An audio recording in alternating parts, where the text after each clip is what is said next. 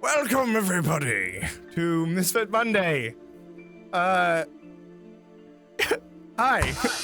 I'm Jonny. I'm the DM. Hello. I'm Gandalf. I am the DM for today. Job. We are playing some great Curse of Strahd goodness. Yeah. Hi. You're killing this. Hello. Keep it For going. List of the cast's names and socials. Yeah. You can check the chat or the episode description. Yeah. And then, we stream Ravenloft Misfits each Monday at 7:30 p.m. This is so coming off by the end of the night. Oh, my God. I feel that. We stream Round each 2 Monday. of Jonny Can't Talk Yeah, game. right. I know, exactly. I was thinking about that before we went on. We stream every Monday at 7:30 p.m. Pacific time. If you join us, you can be a part of our giveaways and our community and all of that good stuff. If you're watching the recording, please make sure to follow us, subscribe, do all that stuff. And if you're here live, follow us as well. We are 4 away from getting 300 followers. So help us get there tonight. I would like to do that before October ends. 4 Good away. Number. So it's going to be great. We're getting Join it. our It's Discord happening. too, and be a part of our stuff. Zack. Can we get 310? Because then it's like 31, like Halloween, which is today. I think that would be a great idea. All right, let's go for Do it. 310.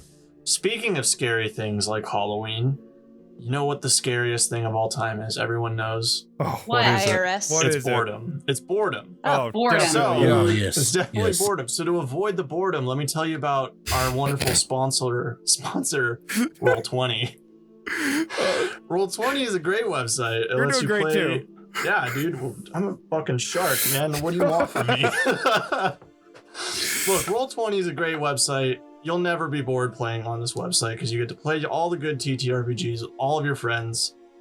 And it has all the tools you need. Great compendium with all the books, maps, GM tools. It's perfect. Go check it out. We love it. Thank you so much, Roll20. Yeah. Happy Halloween, and Roll20. Happy What Halloween, else is scary? Roll20. Oh, Johnny? the Tell other me thing what that's scary is sounds Ah. that you can Sounds use for can your be scary. D&D campaign. Namely, if you're going to use sounds, use Sirenscape. They got a bunch of great stuff to use for your horror campaigns like Curse of Strahd, all ready to go. You just boot it up and you start it, and it's great. We've been using it ever since we started our campaign, and it's been fantastic. I've been It's able to wonderful. create some I love Roll20. wonderful I moments. love Sirenscape too. It's so great. It's so great. Go check it out by a link in the episode description or the chat. And finally, I am Can't see a damn thing in I this. am sweating in here. Johnny. It is, Johnny, it is hot. give me But an Just use example of the a scary cantrip sound gust right and now. you'll be fine. There you go. I'll do that.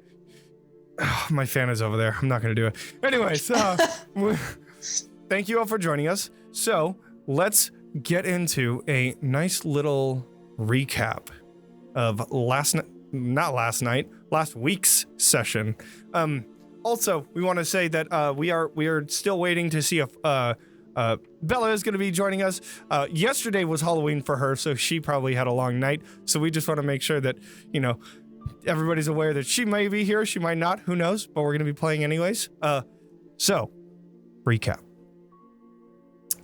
Episode 28, Friends in Danger. Yeah, this is coming off. We're doing this right now. I'm Geralt now. Oh, Liam God. Hemsworth? What? Liam Hemsworth? Yeah, they actually went Liam? back on the recasting. Oh no! Wait, John, that was perfect. Keep it like that. Yeah. With the beard covering your face. Beard face. Like There a we gray go. Oh cousin my It. God. Yeah. Oh, Young we're done. Gandalf, new costume. Yeah, there you go. There you go. Gandalf in his 20s. So, Friends in Danger. You all arrived back in Vallaki. Well, at least Katya for the second time, and Arxes, I think you've been here before as well due to your backstory, but it's been a very long time. As you walk down the main road of Vallaki, people stopped and stared. Not in any intimidating manner, at least not outwardly. At one point, you all decided to stop somebody and inquire why they were all staring, but you gathered no answers as people started gathering around you. Soon after, you diffused the situation and you continued on. Beatrice, you also spotted a contraption that had ropes hanging from it. Unclear as to what exactly the use of such item was, but you could infer. But you finally arrived to the Blue Water Inn, where you found the place was different than when you had remembered Katya, specifically. At the bar, there was Adrian, Danica, and Erwin Martikov, and they were found talking amongst themselves before finally greeting each of you. They said that they didn't feel safe in Vallaki anymore, and after a private discussion with Sorsha, you learned that Dag and Stephania were captured by a very powerful dark witch named Baba Lysaga. She was located in the ruins of Berez, and also, it seems that she has another one of those green gems that you had recovered from Winter Splinter, the large tree that was on Yester Hill. After you all had a long rest and decided that you were going to follow the Martikovs out of Vallaki rather than following a few leads into the Baroness, Lady Fiona Wachter, and her cult of following, you decided to follow the Martikovs, and after a long rest,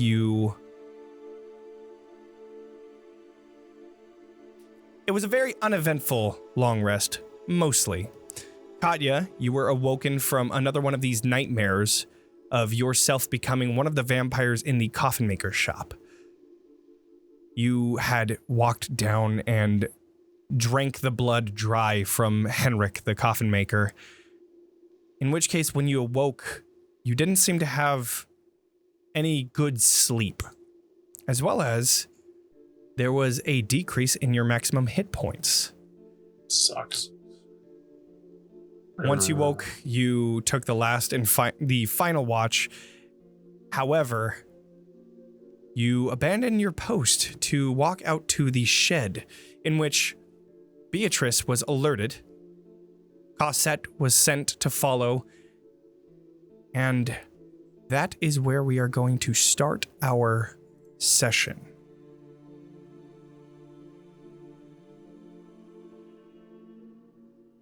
So, do you want me to tell a joke? yes, please tell a joke. Okay. Did you know that koi travel in groups of 4? No. They do? Okay. I So did not- it's for protection from predators. So koi A, B, and C go one direction, and the other is the decoy. Oh my god.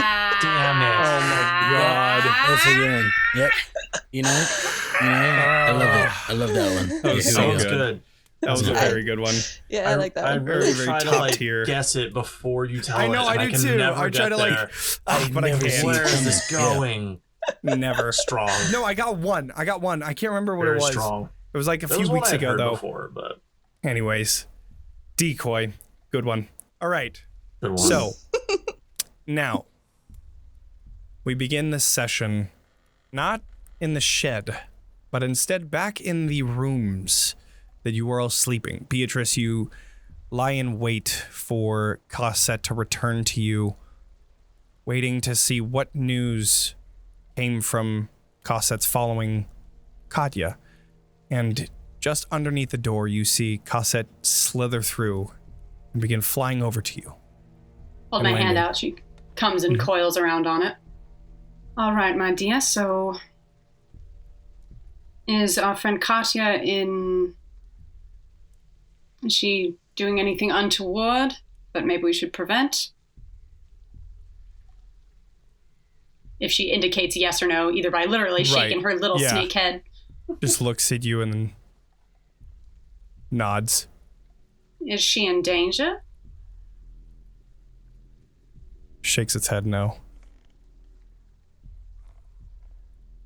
I take a minute. Would it be more appropriate for maybe, and I look back in the direction of the other 2 beds that are still occupied. Both of them, both of you look towards, and it looks like it agrees. Maybe someone else should. And then it nods its head, and then it comes around your neck, and then settles around your neck as the necklace that you have. I take a second doing a brief calculation. Mm-hmm. I get up, I put my hat on, I grab my cane so I can get quickly over to Sorsha's bed. Okay. I tap this, sort of like jiggle the side of the post railing. It's like, Sorsha, wake up. Drool's coming down my face. I think something's terribly wrong with Katya, but I'm not sure what. She's down in the shed. I'm gonna look towards her bed. Sorsha? Oh, that's me. I'm Sorsha. Hello?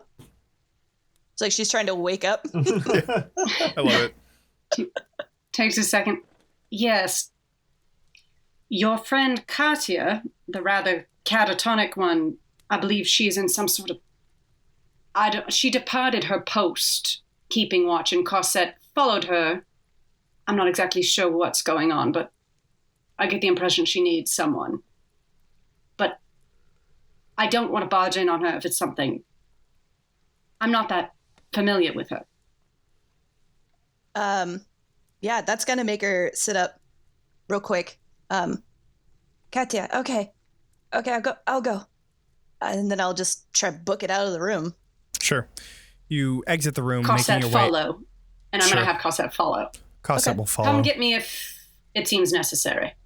You just hear a rattle of bones as it goes out and follows Sorsha. Sorsha, you exit out of the door, exit out of the next door outside of this catwalk, making your way out to the outer part of the Blue Water Inn, in which case you see the shed in which Beatrice had talked about. How's the energy? Quiet. It is towards the morning. The sun hasn't just yet come up, but it is soon to. Cosette comes up and Cosette's very friendly and will come up and sort of curl right on your shoulder. Okay. Just being a presence. I'll just look towards it and nod, and I'll head towards the shed. Okay.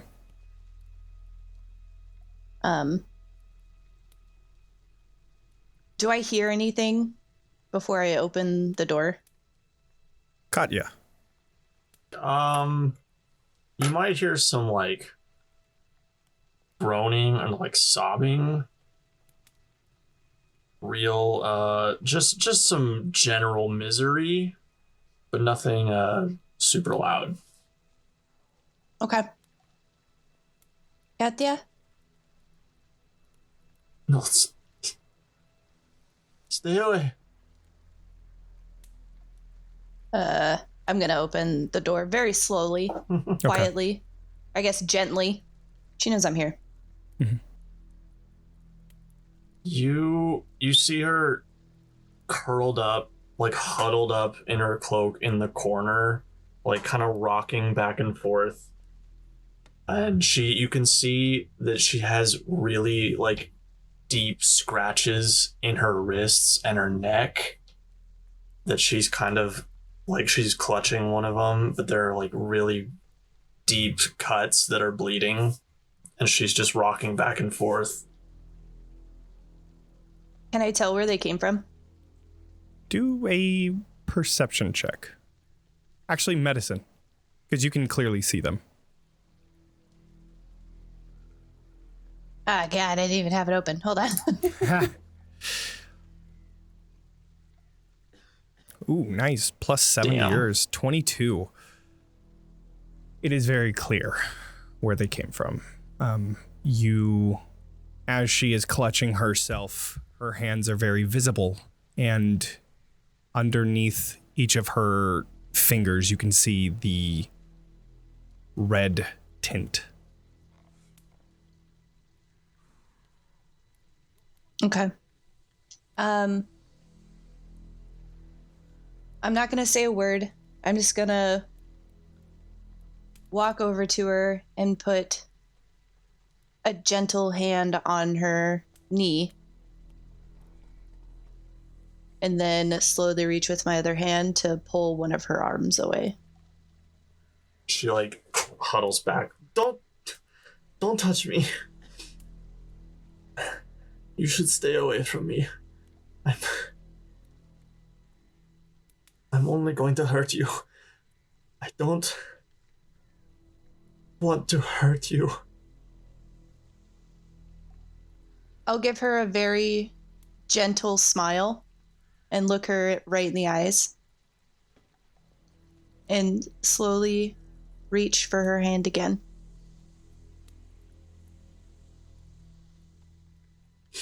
I can't fight it. She like holds out her wrists up like this. It's like, this is his blood. He's making me do things I don't want to do. I don't want to do anymore. I can't fight it. I'm going to use Cure Wounds. Okay. First level. Sure. These weren't deep. No. So a cure wounds easily Sure. brings them back. Sure. And then I'm just going to sit beside her. And we're just going to sit there together and just exist. Okay. And I'm going to hold one of her hands in between mine and bring back some of the warmth that I know is missing because it's a cold morning, I'm sure. Sure. And just holding them until she's ready to talk. Okay. You sit there for an hour, 2 hours. How long would Katya? I think now that she's like, because she's like out of her catatonic state and like fully aware of everything that's happened. So now, which is what brought this on. So I think she just starts talking again. Okay. And keeps going. And just, you don't understand. I killed him again. I killed Ismark with my own hands. And if I go near my mother or Strahd, they'll make me do it again. And they'll make me do these things again. And I won't be able to fight him. I won't be able to control myself. How are we supposed to win if we can't even fight them?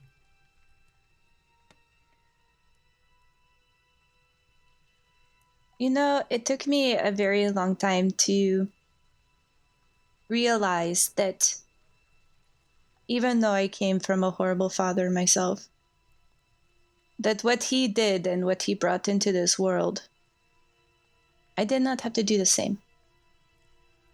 It takes time to realize that you are not your parents. You may have been created by them, but you are your own mind and your own body. And right now, they may be able to force you to do things that you don't want to do. But that will not be forever. You are getting stronger by the day. You love fiercely, which is something they obviously have no idea. Even between Strahd and Tatiana. You have something that they will never understand. And I'm just going to point at her chest. There's a light right here that I can see. And it may feel like you don't have control and that the only thing you have control is this. And I'm just going to run my hand over her arm. But you have to realize it is all of this. It is all of you. This world is very dark. But even before I came along, you were doing such good. You were doing good with Johans, and you were doing good with Isaac. I've tried. I've tried so hard. I've tried not to be what they are, but I feel like I don't have a choice. I have these terrible dreams where I can't control myself, and I feed into it, and then whatever they do to me, I don't stand a chance. I don't know how to fight it. Do you feel like you have made a difference in this world?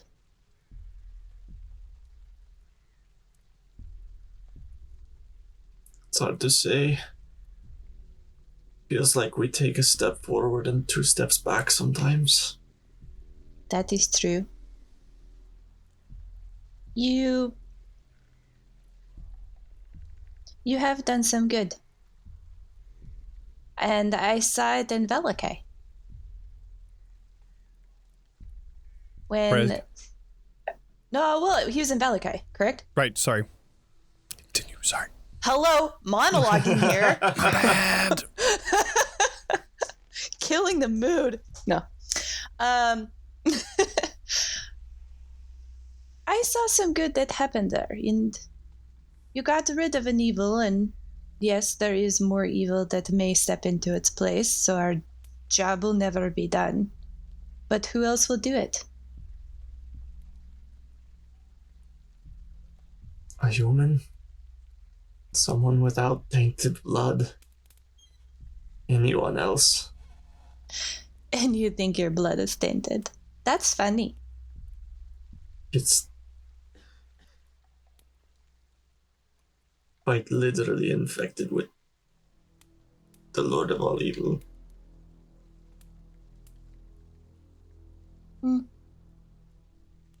He did create you. That is true. You do have blood in your veins that runs in his.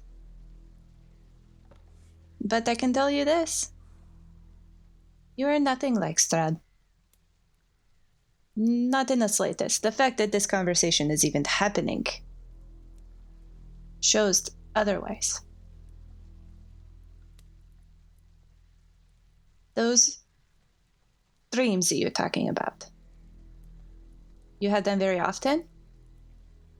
I had one tonight. They're getting more and more frequent.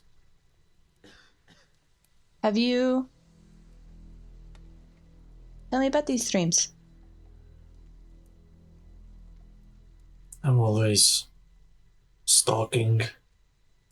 There's always some kind of prey. I can see the blood inside them. I can see it clear as day, and it calls to me, and I can't hold back. I just have to drink. And this prey, who is it? Or what is it? Tonight it was the coffin maker. Across town.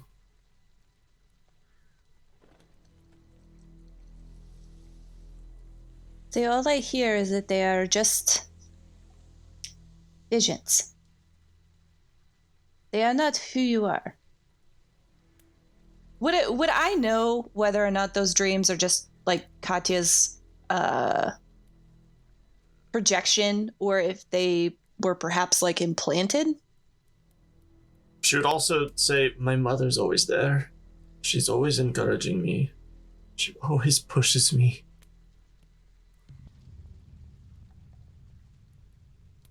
And this tells me that it is not you that is what's happening. Your mother is taking control and somehow getting into your subconscious. in doing this to you. She wants you to be what you're feeling right now. She wants you to be in the same position that you're in right this second. We just need to find a way to kick her ass.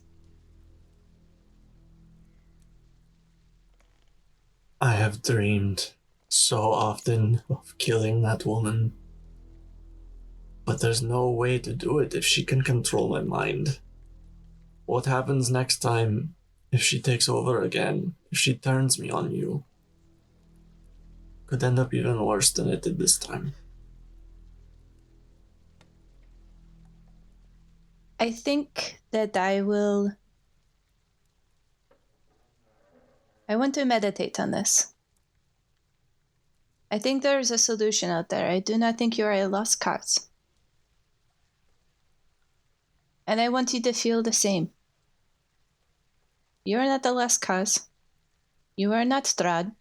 You are not your mother. That's for damn sure. I fought the bitch. She, smiles a little despite herself. I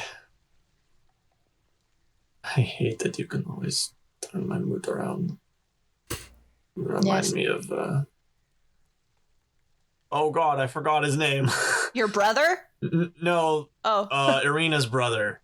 Ismark. Ismark. They have I names. I got them fucked up. I know. Isaac and Ismark, I know. Yeah, so she says, you remind me of Ismark. Okay, I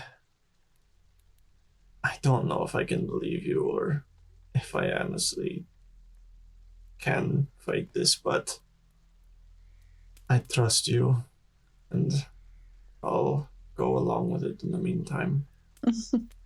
Well, can you do me a favor then? You can try. Every morning when you wake up, you will say 3 affirmations about yourself. They could be the same every single time. But there needs to be something positive about you. How well you fight. How well you love. How beautiful you are. She blushes and shrinks down. How good you are at climbing walls, because honestly that's pretty cool. I can't do that. It's one of my powers. Yeah. Yeah. And you will, with those 3 affirmations, you also need to say, I am not my parents.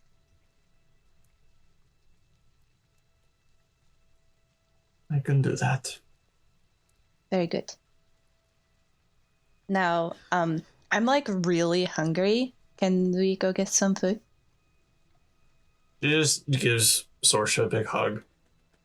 And I'm just gonna be like, it's happening! It's happening! Yes!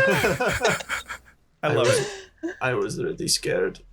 When we were in that castle, I really thought we were all going to die. I was really just frozen in fear. I didn't know how to handle it. I was just afraid. I'm glad they're okay. Do you want to know a secret? Okay. I was also very scared. But I was able to get by because of how great our little group is. Because I had you. And even when can we not call her your mother anymore? Because I feel like she doesn't even deserve the title. I really prefer not to. What's her name again? Volva? There you go. Yes. That's it. That's it exactly. Yep. Even when Volva had you under her control, I felt better knowing that we would be able to get you out of there. And that you were on our side. I was just trying to get us out of there all alive. And we did. We did good. Most of us. Hey, that is his problem. I got really mad at him for sacrificing himself so we could get out of there, and It's a pretty typically smart move these days. Okay.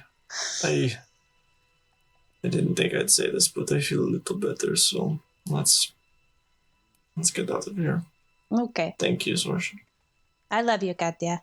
I love you too. She gonna die right there. Oh, Falls over dead. She like gets really stiff, sort of like realizing what she just said, and like,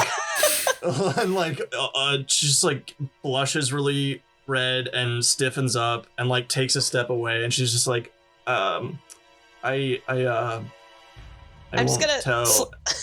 won't tell Elvira about the I'm just gonna slap her on the shoulder. I'm just gonna slap her on the shoulder and be like, "Stop being so weird. Let's get some vid." Awesome. So, you leave the shed, and in the time that transpired in the silence and the talks, you see that the sun has come up, and people are starting to go about their business. Not really paying you too much mind, but every so often there's a person that walks by and just looks towards Blue Water and then towards you guys and continues on. But you enter the tavern to find the rest of the people. You find at least Davian, nope, not Davian, Adrian, Danica, and Erwin and their kids are currently they have packed bags set on tables, and Erwin is hard at work in the kitchen cooking something. But before we get to that, let's go back to the rooms up above. Beatrice, is there anything that you'd like to do?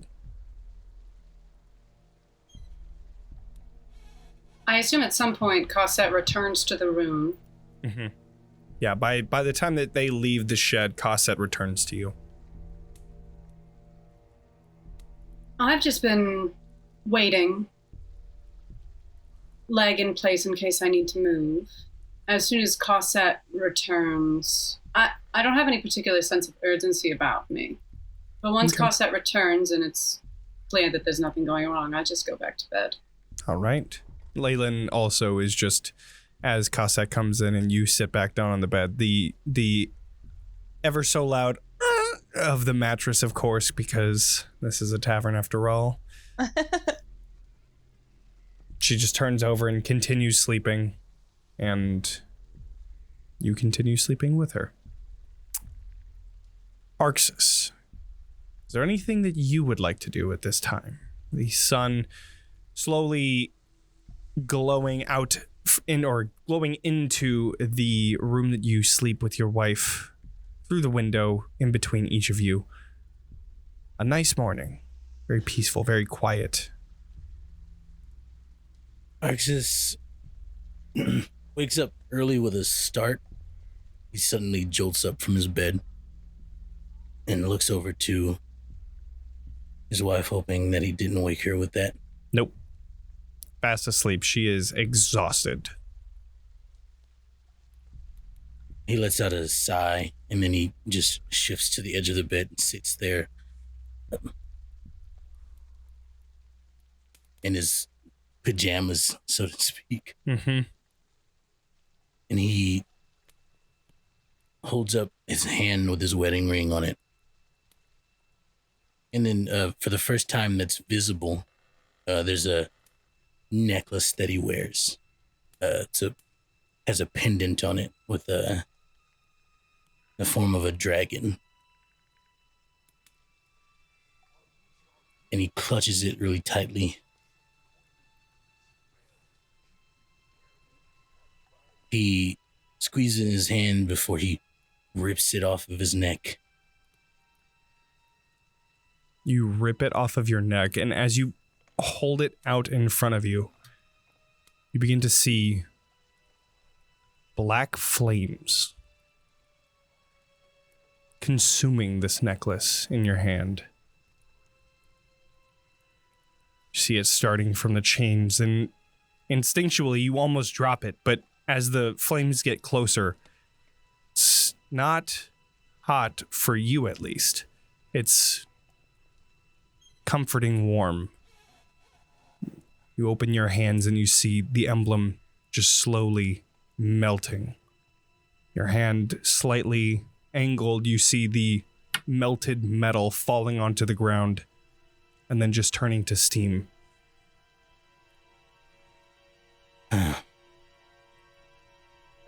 There's no need for that. Not where we're going. Hello again. All right. If Bahamut can't get me what I want,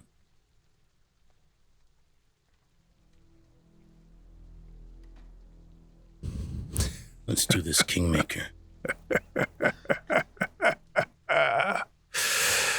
Yes.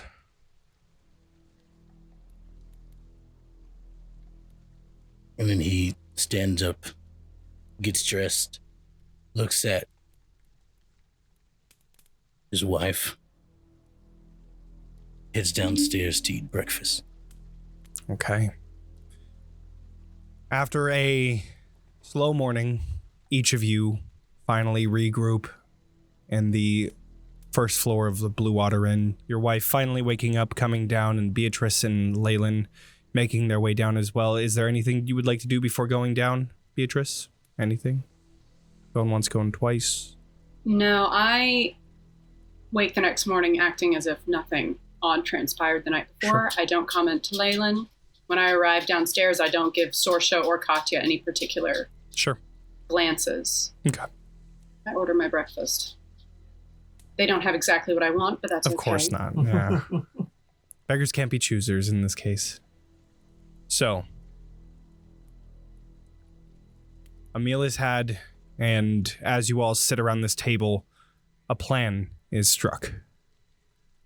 Adrian finally breaks the silence and says, well, today's the day. It's still rather early, so we might be able to beat most of the traffic in the town. A cart is ready to go outside. I take it that you have decided to follow us. Good. Yeah. We have, yes. Good. However, I have a condition, if I may. Let's hear it. You've all done me a favor. In return, I'm doing you a favor, but I ask for a favor once more. If you could take my wife with you. Oh, that Let her is stay. hardly a favor. If you allow us to have safe travel out of Vallaki, absolutely. Consider us even. No favor needed. Thank you. Of course. Just before we leave, do you have a bath? Or fresh water? We have fresh water, barreled water. Yeah, I could get you some. That would be lovely. Would have a bath. I'm looking at the map and there's no bath, but they would totally have one, right? I feel like, yeah. I feel like they should. I feel like they should. I mean, Yeah. Maybe it's in raining one of out, the two little sheds. Right. It's, We'll a, just- it's a mystical fantasy land It's a where taverns have Yep. baths. Exactly. Running water. Yes. There is a bath upstairs. Excellent. Fold my napkin. Signaling when we're actually going. Of course. We can wait when you are done. We still have a bit of packing to do. If you all wouldn't mind helping us. And so you all get up. Of course. Beatrice takes her bath. You all begin prepping the cart. Is there anything that you would like to do before starting the trek out of Vallaki? Any preparations that you would like to make, or spells that you would like to cast, or other such things. I'd check in with John again. As far as I understand, he hasn't disappeared yet, so... John has returned. John has made his way over towards where the stable is. He kind of just circled around, and he found a stable that was open on the other end of the Blue Water Inn, so he bedded the night there. But as you check in with him, he gets up and he makes his way back towards the front, and he meets you there. I'm just gonna look at him and be like, did you really, with a real horse? It's like, you're a fiend spirit, right? Like, you're not actually a horse. That no, kid's I gonna didn't be do weird. that. Okay. I didn't do that. That was a joke. Okay, cool. Because yeah, I don't think that would work. I don't know what type of child that would be, but it surely wouldn't be a regular horse. Tiefling horse? That would be a weird horse. Yeah. All right, cool. We're gonna be traveling today, so. All right, put me where you need me. Yeah, I'm gonna just carry my wife. She's still a little weak. Absolutely. All right. So Everybody just sees Arxes staring at his horse intensely. just making eye contact. and that's it. Yeah. Yeah. Katya's like has no idea what the hell is going on because she was not really present for any of this. Sure, But she's just sure. kind of going along. She's like, "Oh, okay, yeah, we're leaving now. Cool." And is like helping packing shit, helping wherever's at, trying to pick up social clues on like what's happening. Sure. Danica would probably notice. She's pretty insightful, and she'll just kind of approach you and just. It is good to see that you are up and about. How are you doing today? I'm feeling a little better. Good. Yeah, I had a hard time the other day. Yes. I was trying to work through it. Thank you for taking us in.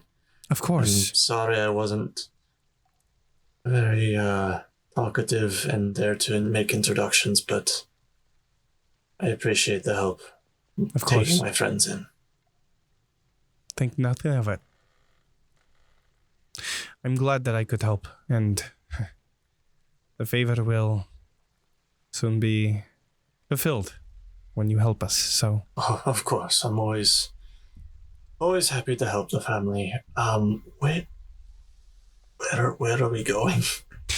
we're going back to the winery. Oh, great. Okay. So you didn't hear anything as to what happened? I see. Okay. No, not a word.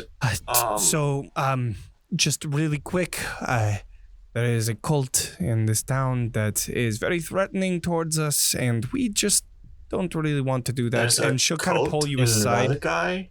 She'll pull you aside a little bit and say, as well as the fact that my sister-in-law and her husband were captured by quite a powerful being. Adrian is the one spearheading that. I see. But there is also another gem that he has found that she has taken. This dark witch. Got it. We are going to the winery, and you are going to Berez to hopefully help.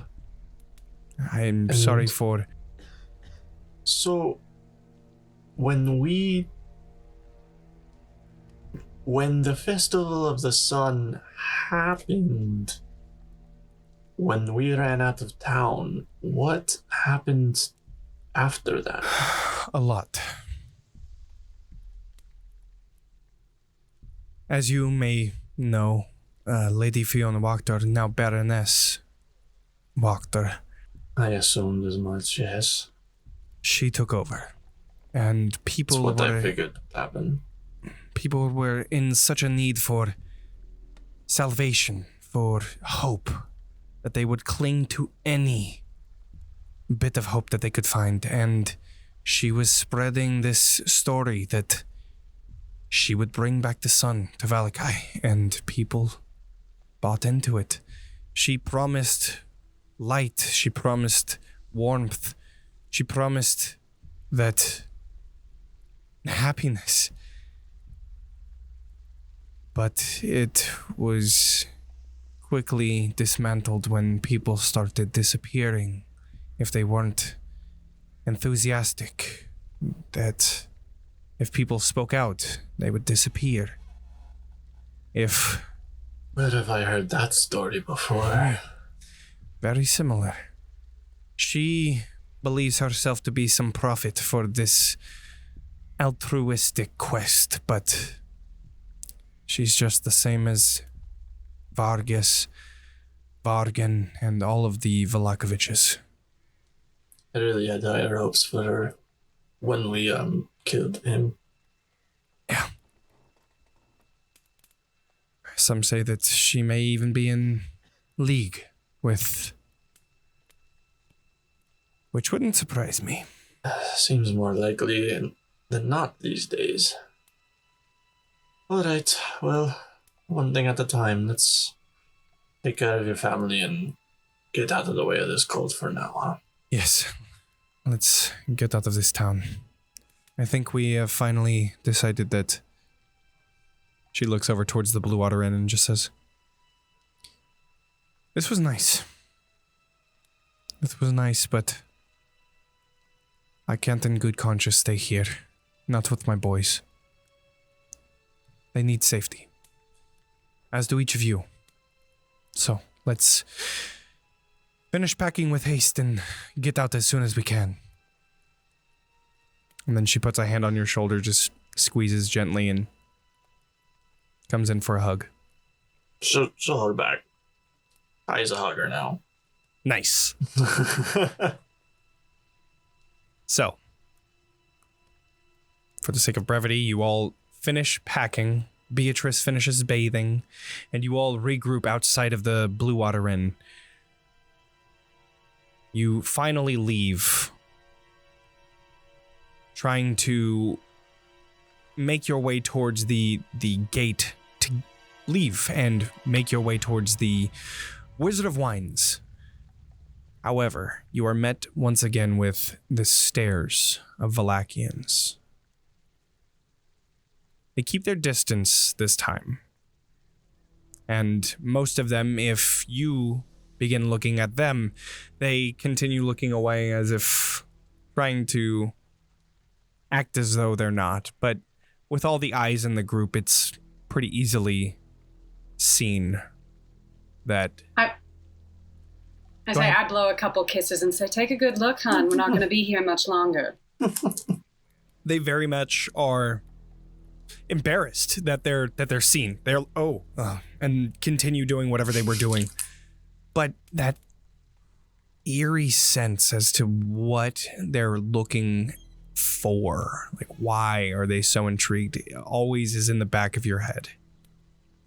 But the sound of horse trots and the wagon wheels echo off of the side of buildings as you continue down this roadway. You begin to see the gates of Vallaki ahead, and one of the gates broken due to a cart driving through during a very hectic festival. Wonder what that was about. Yeah, who was that? Could have been anybody, really. There at the broken door, you see just a pile of wooden debris and the other gate that isn't connected to anything, so it kind of waves around with the wind flimsily. Soon you pass the Church of St. Andrel on your right, where you see priests standing outside, also watching you. One priest wearing bright white robes, the other four wearing red and just watching. You can see that the main priest is wearing this mask, this sun-looking mask with just the mouthpiece missing, where you can just barely see the bottom part of his jaw. The sun rays coming out from around the circular sun, they just stare towards you. Then, go ahead. As they look at us, I make sure to lock eyes with the main priest, the head priest, and I light up my eyes like I'm about to do a Eldritch Blast. I don't, though. I don't. But I very much want him to see my eyes light up. And then I just keep going. You continue forward. Is anyone following us out of town? And you see that none of those priests flinch. One of the red robes kind of takes a step back, but the others don't. What was your question? Does anyone follow us out of town? Like, They as we're don't approaching the follow gates, you. nobody's gathering. They don't follow you, but they do come out into the road to watch you go. So as you continue going, you look behind you to see people coming into the road just to look towards what's happening and then continuing down their way. It's not like a large crowd following you. It's just every so often people come out to look and then continue doing whatever they were doing. You continue forward. And Katya, you see the orphanage on your left. Its dilapidated walls seeming to be untouched by the fires of the riots. That's good. However, your happiness from this is quickly gone as you just see more people coming out of the woodworks just to watch each of you walking and bringing this cart towards the gate. Just staring silently until finally you reach the gates where you now see a group of people preventing your path. You see 4 guards that are posted on the wall and another pair standing behind a female dressed in red robes, wearing a golden sun mask. Again, the bottom mouthpiece missing, just showing her jawline. She steps forward and she says, "Visitors of Vallaki and long members of the community, it seems to have come to our attention that you seek to leave our beloved town. However, the true prophet has deemed this to be unsatisfactory. You are to be taken back to her abode to speak of your involvement with her movement going forward. And should you decide treason," you see all of the guards coming to arms. The guards on the scaffolding just next to the gate are holding crossbows, while the 2 heavily armored guards just behind her hold pikes in their hands. And you just see fire coming out of her hand. Oops, sorry. You have 5 minutes to discuss among yourselves. I encourage you to choose wisely. And that is where we are going to go to break. So, we're going to go to break, and while we are on break, we are going to be giving away a free copy of... What? A free copy of what? The suspense. Fiasco. What is it? Fiasco. It's a nice little... Fiasco is an award-winning storytelling game inspired by cinematic tales of small-time capers gone disastrously wrong. You will tell a story of ordinary people with powerful ambitions and poor impulse control. Lives and reputations will be lost, painful wisdom will be gained, and if you're really lucky, you just might end up back where you started. Probably won't be lucky though. So, we are going to be giving a free bundle of that during our break. So if you would like to join that, the code for tonight is !sun. The giveaway has been started, and we will see you all in 15 minutes. See you soon. Bye.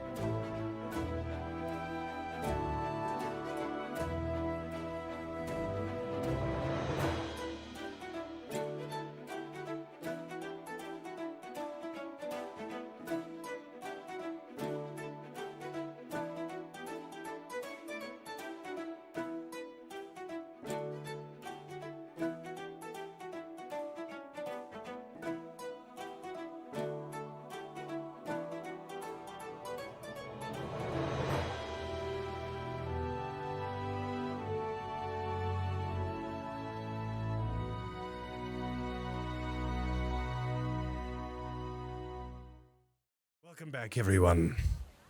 So, let us pick our winner for the Fiasco Bundle. It is going to be Darth Caters. Congrats. I will send you the code later tonight and look for that on Discord. So, with that aside, let's continue this tense moment.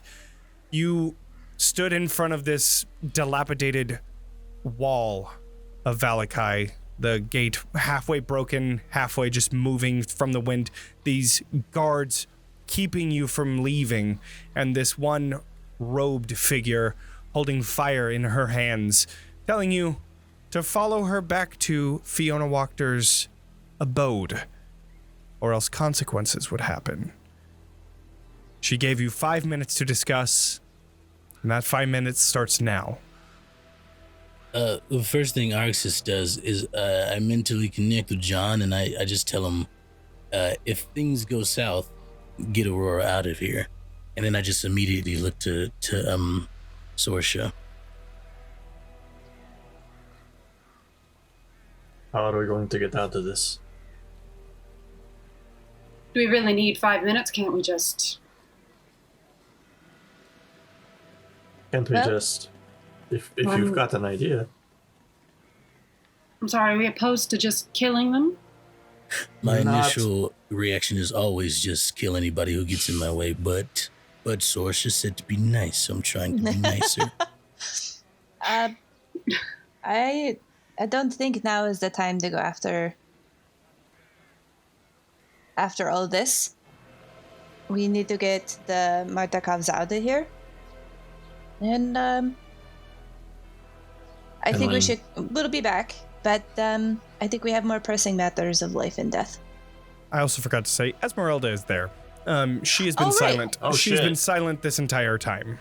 She hasn't been really... She's been staying with the horse and the cart and kind of keeping away from you guys. So, just BT dubs.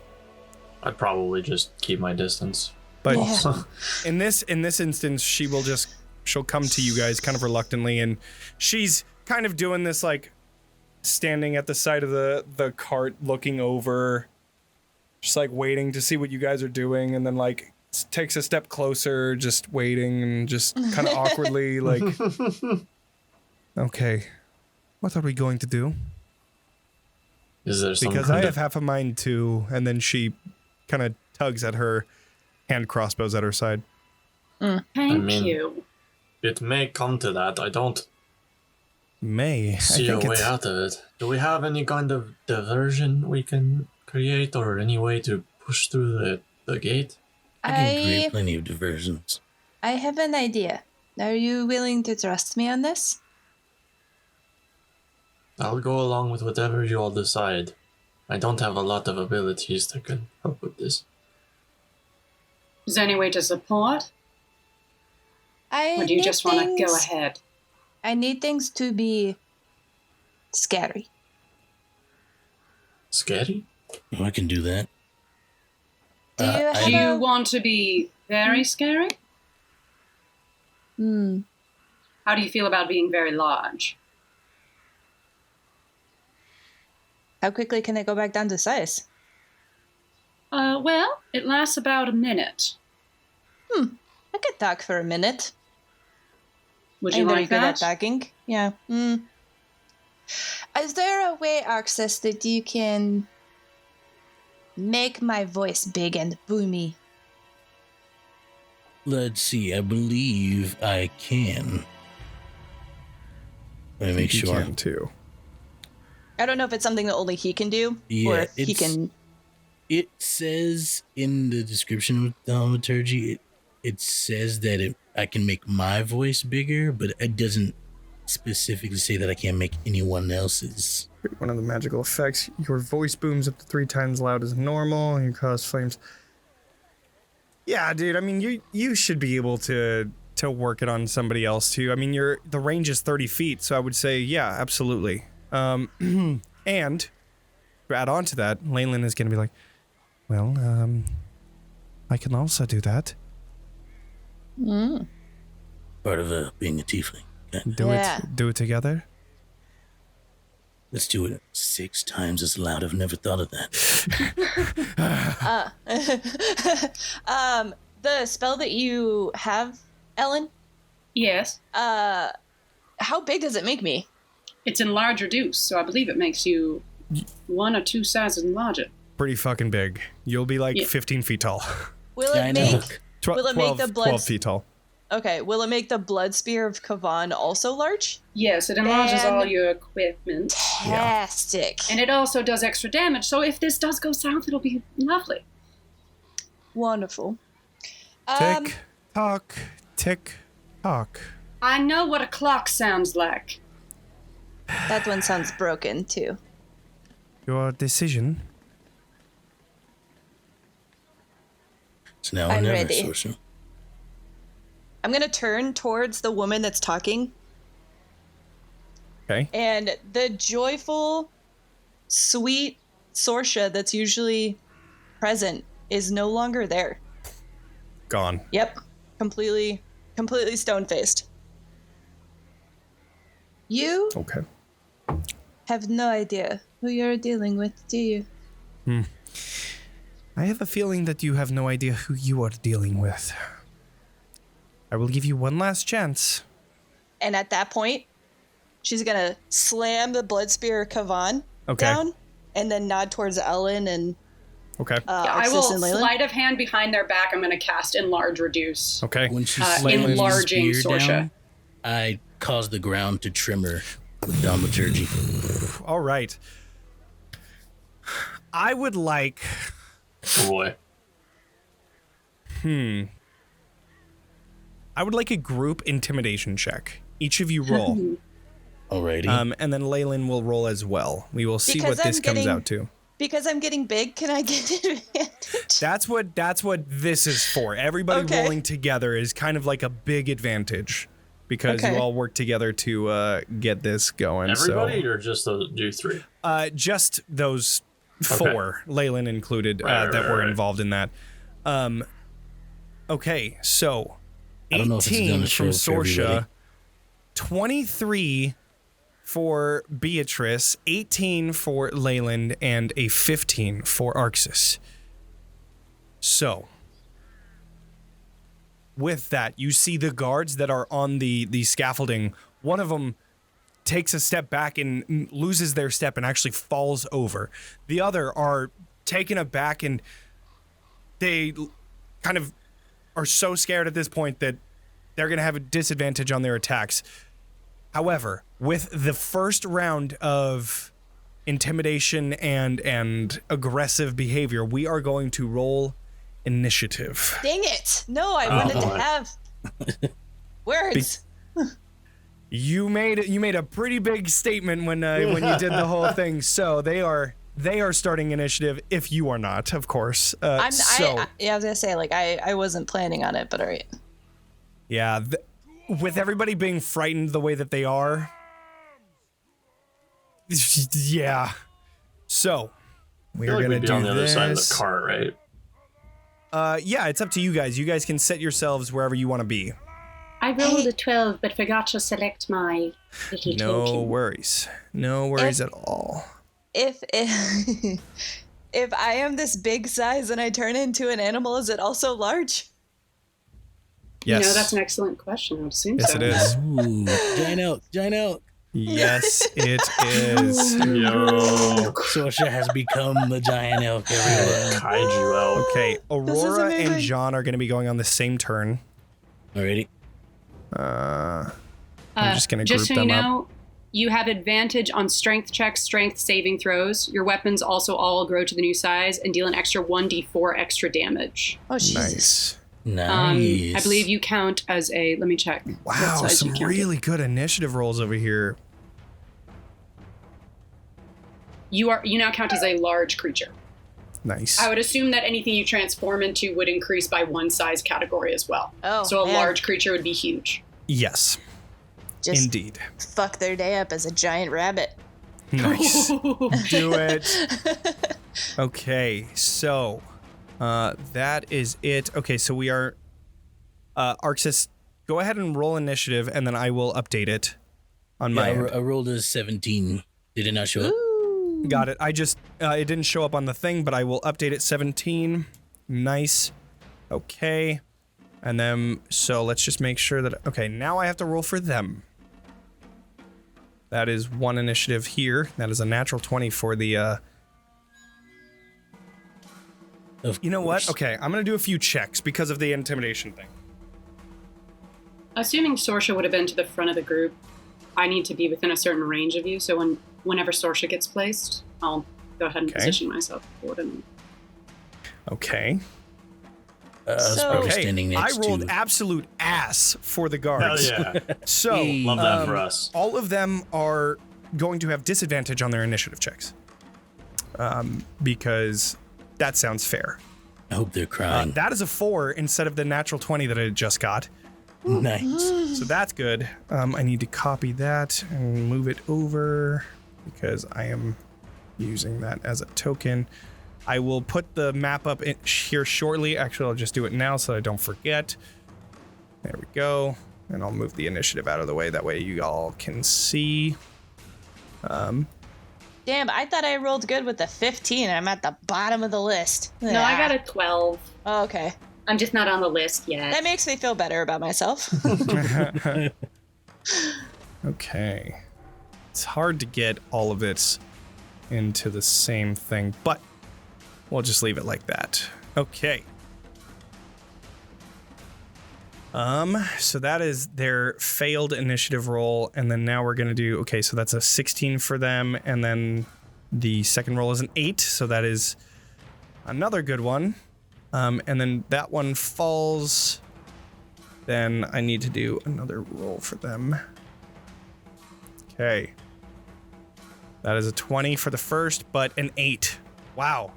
Y'all got lucky for that. Good. That was a good intimidation thing. That was... Oh, yeah. Okay. 1 second. I have a bunch of character sheets that I have to deal with currently. So, with that, 1 second. Okay.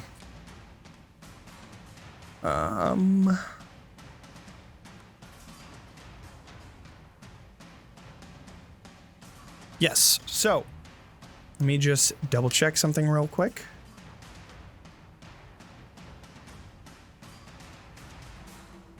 All right. Okay. Katya, you are up first.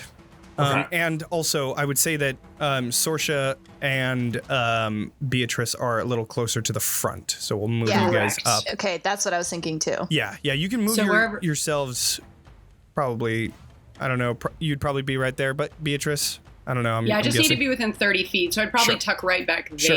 there. Esmeralda would have moved over to here, and Leilyn would have gone just next to Aurora. Arxes, wherever you... Arxes, since you can't see the map right now, you have a cart that has Aurora to the just right of it, and the cart itself is filled with the Martikov family. They have the horse in front of that, and then just in front of that, you have Sorsha, Katya, helming everything. Where would you like to be? Where in this setup would you like to be? You have about 50-ish feet ahead of, maybe 60 feet ahead of the cart is the guards. Does it seem like Sorsha and Katya are like protecting the family? Is that what's going on? Seems like they're taking the front lines of everything. All right. I'll do what I do best in rush into battle, I guess. All right. I will place you just next to Sorsha as far then. as I can. Yeah. I will place you just next to Sorsha and Katya, and you are in the front lines of everything as well. So, with that, Katya, you are up. What would you like to do? It's weird because we did intimidate them and we are an initiative, but they haven't done anything yet. Like They threatening? seem right. They are very threatening at this case. Like they are getting their weapons so at the they're- ready. They are going to be charging in. You could definitely tell. All right, cool. Then I'm gonna come up here and attack this. This guy right here. That guard. Sounds good. 16. 16 just hits, Okay. dealing the 8 and 2. Nice. So a total of 10 damage to this one. All right. And then for my second attack, can I just like try and shove this person out of the way? Okay. Like not necessarily do damage. I just want to get them like. Go ahead and do an out. attack roll, and then we'll see what happens. Do you want like a strength attack roll? Just a regular attack roll. Okay. Okay, a 20. I would say that you can forego that damage and push them about 5 feet away.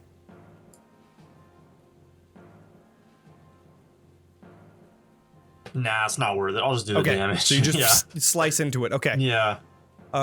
So they are right there in this instance. So that is a total of 8 damage on that one. Mm-hmm.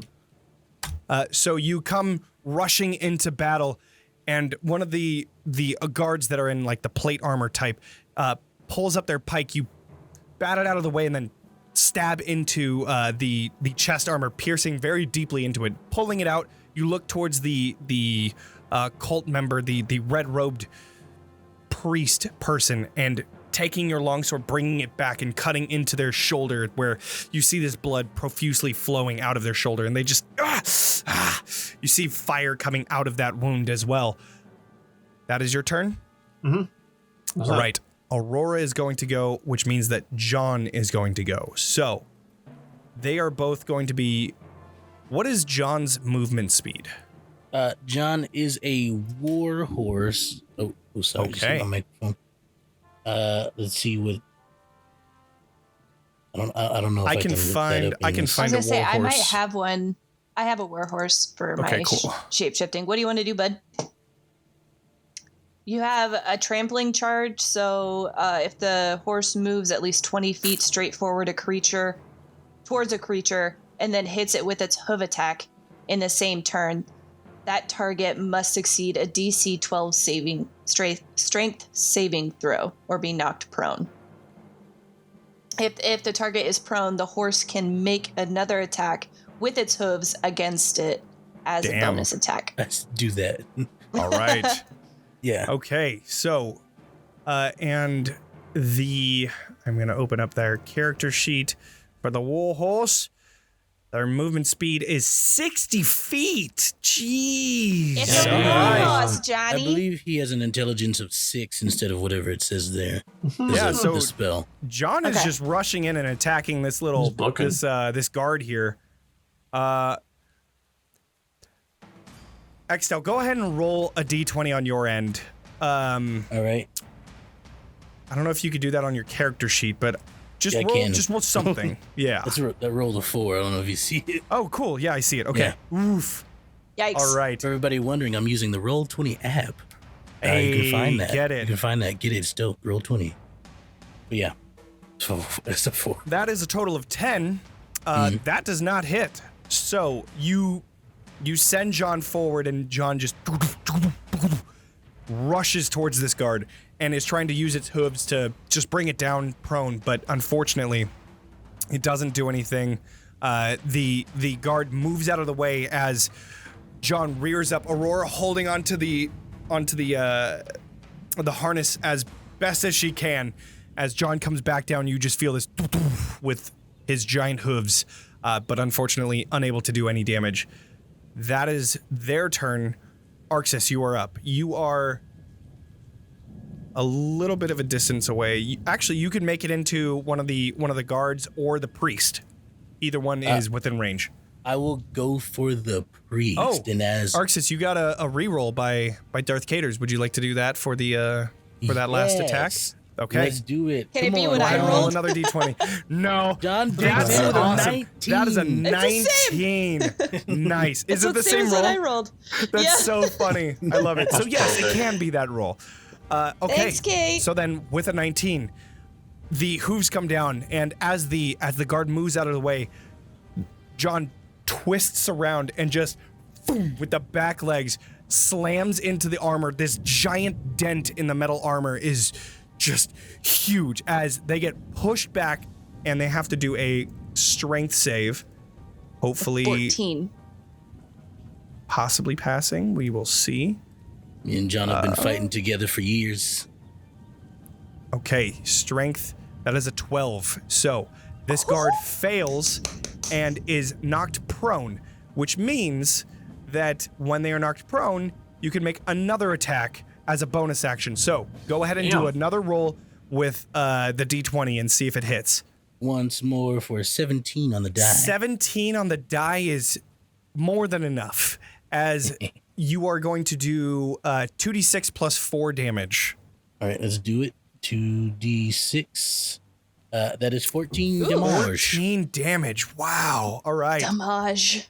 John is a war horse. Yeah. Both of those hooves land on that dent, and you can hear the bones crunching underneath as the ribs are definitely broken. That is, that's John's turn. Now it is back to you, Arxes. I just mentally saying in my head, good job, John. And I rush towards the priest using my bonus action to Hexblade's Curse. Okay, sounds good. And I'm going to attack my greatsword. All right. Let's see those attacks. Alrighty, that's the roll there. Oh, that's a crit, because I crit on a 19 with Hexblade's Curse, I believe. Oh, no, you have to roll the 19. Oh, remember. sorry, that's the total of 19. Yeah, My yeah. bad. Okay, so, but a 19 does definitely hit. Here, let me just check something real quick. Okay, yeah, a 19 definitely hits, dealing 19 slashing damage. Oh my god. Whoa. What a hit. Did it add the extra damage from my I can't tell. Oops. The extra damage from, yeah, there's an additional plus 4. Okay. Yep. I just wanted to make sure it worked because I added it in there. Oh no! I have another attack. Yeah, you have an extra attack. Once more with the great sword. Let's see it. Unfortunately, a 9 does not hit. So after carving into this priest person, she looks over towards Katya as her shoulder is bleeding profusely. But you carve into her torso, and it is just an open wound. She is very hurt. However, with that second swipe, she barely dodges out of the way. And just after that, is that the end of your turn? Yep, that is what I do. Just after that,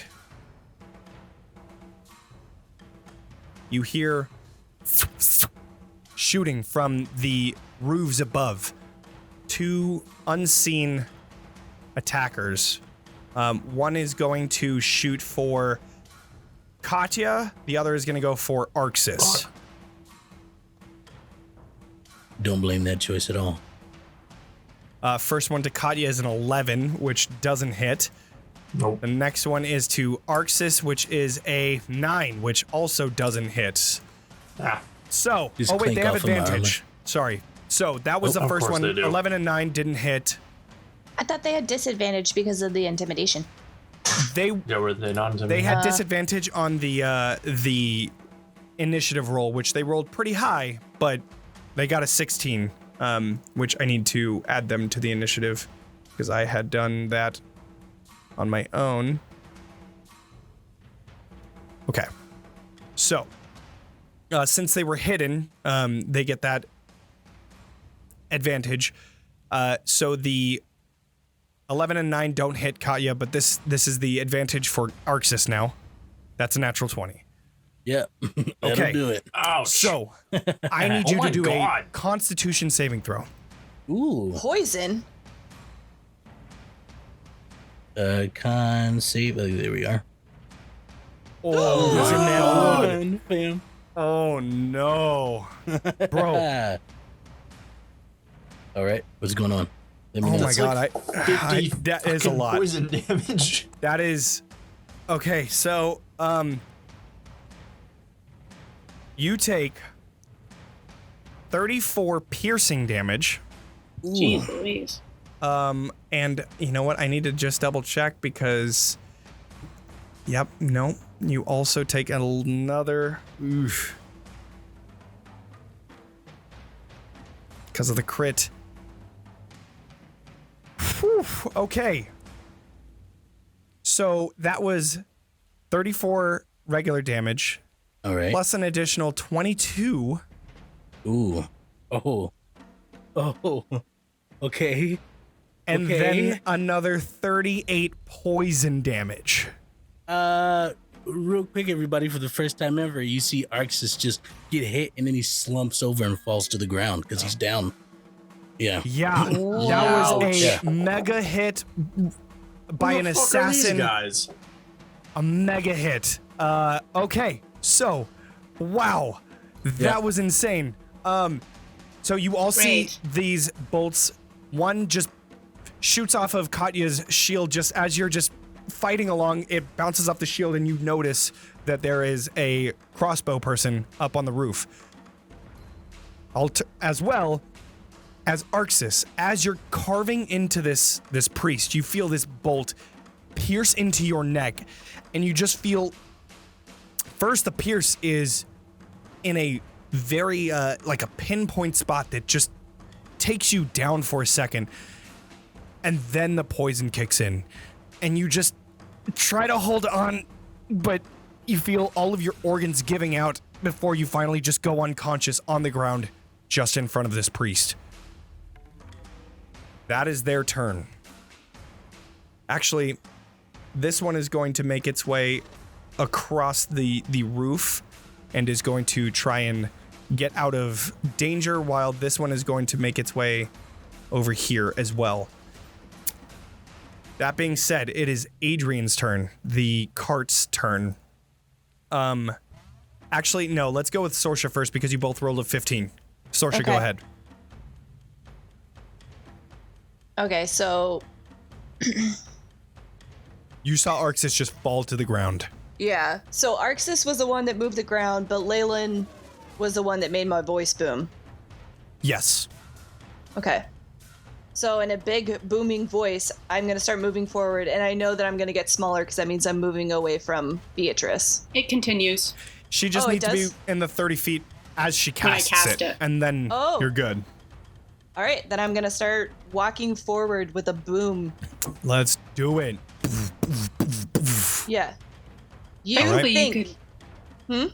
You should be filling a 10 by 10 space right now on the board if you'd Cool. like to enlarge your. Oh, yeah. You are that big. You are huge. Well, I large. want to ride. Nope. Yeah. So you think that if you walk into a town and say that you're a prophet, that is the case? You don't even know what it takes to be a prophet. I'm gonna grab the priest by the neck, Okay. and I know that they're hurting. Mm-hmm. And I am assuming because I'm so large, like I can pick them Yeah, up pretty easily off much. the ground. Yeah. And I'm gonna squeeze. You are going to call everyone off. And you're Okay. going to let us leave. And I'm gonna squeeze a little bit harder. So for this, go ahead and do an athletics check with advantage because you are bigger. Because I'm a big girl. I'm going to try and do a dex check to try and beat this. You have advantage. God damn it, So Sorsha. you grab onto her. Wait, and hold on. I have one Okay. free roll. I might as well use it. okay. Do All right, so it. then you can go one more roll rather than the advantage. So just one more. Oh my Are you god. fucking again. kidding me? What? So a 14, but unfortunately they rolled a 19. So as you grab onto her, she just looks at you. You could see the mask is coming off, and she just takes it off, and you could see this this burning fire in her eyes. Literally, there is some sort of like blaze that is behind her eyes, and she holds onto your arm, looking at you, and says, "You cannot stop us." And then fire shoots into your arm, and you're forced to let go as she drops down below, and she's just standing right next to you. Is there anything else you would like to do with your turn? You still have your bonus action. I was gonna say,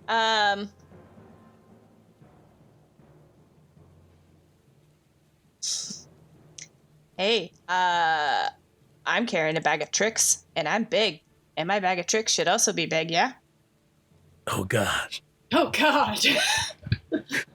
Now that is Oh, a God. good question. I love this idea. Yes, rule of cool. Let's do it. Fantastic. I love this idea. 3 fuzzy balls. All right, yes. all 3. Oh, why not? shit! Okay. Let's go. All right, what are Yeah. you throwing down? That would be a giant badger and 2 dire wolves. Giant badger and 2 dire wolves. Let's go. What? So giant badger goes medium to large, correct? And then 2 dire wolves go from, I believe those are large, so they'd go to huge. Yep, Oh, yeah. Okay. that is exactly what happened. A fun time will be had today. So they're all gonna be like right here. Yep, you can move them right oh on my over. God! I It am won't, just let me select the dire wolves. Here, one New sec. favorite spell. New favorite spell. Yeah. All right. There's that. You want to move it over there? Yeah, that works. Cool. well- Wow. Yeah, well, you asked for it, so prepare They yourself. indeed did. So, woo. All right, here we go. Oh, should they be all in my turn? Just roll one initiative roll for the giant badger, since I don't know if you can get the wolves to work. Okay. And Well, you then can the go- wolves will go on that turn. That sounds good to me. If you want to go to the next person, I will get Okay. this figured out. We are going to Adrian Martikov, who is going to. No, they just saw the. Is it strength check when it comes to initiative, or what is it? Dex. Dex. Okay. Here, I can. Yeah, just go ahead and roll, and then I'll add. Oh, okay, gotcha. I will add that as an 8, which is a Yep. good roll because. Oh wow, there's a lot of 8s on there. What do they want to do? They just saw 2 crossbow people fuck up Arxes. I think they're gonna back up, but they can't really back up with a cart. I love the idea of a crossbow person. Right? Yeah. Yeah, that's great. It's good stuff. Me at a crossbow. A walking Um, crossbow. I think they are going to abandon the cart. They are going to just take cover behind the cart's sides and just get to the side so that they don't get shot.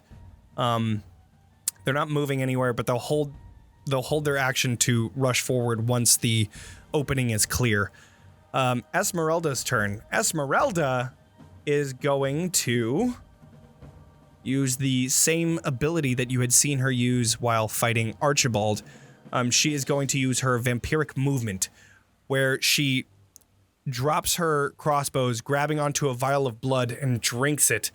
Throwing it to the ground, you see this pair of wings sprout from her back, and she starts flying up towards one of the buildings to the side. She can go that fast. I think her movement is 35. Yeah. Okay. So she's able to get here.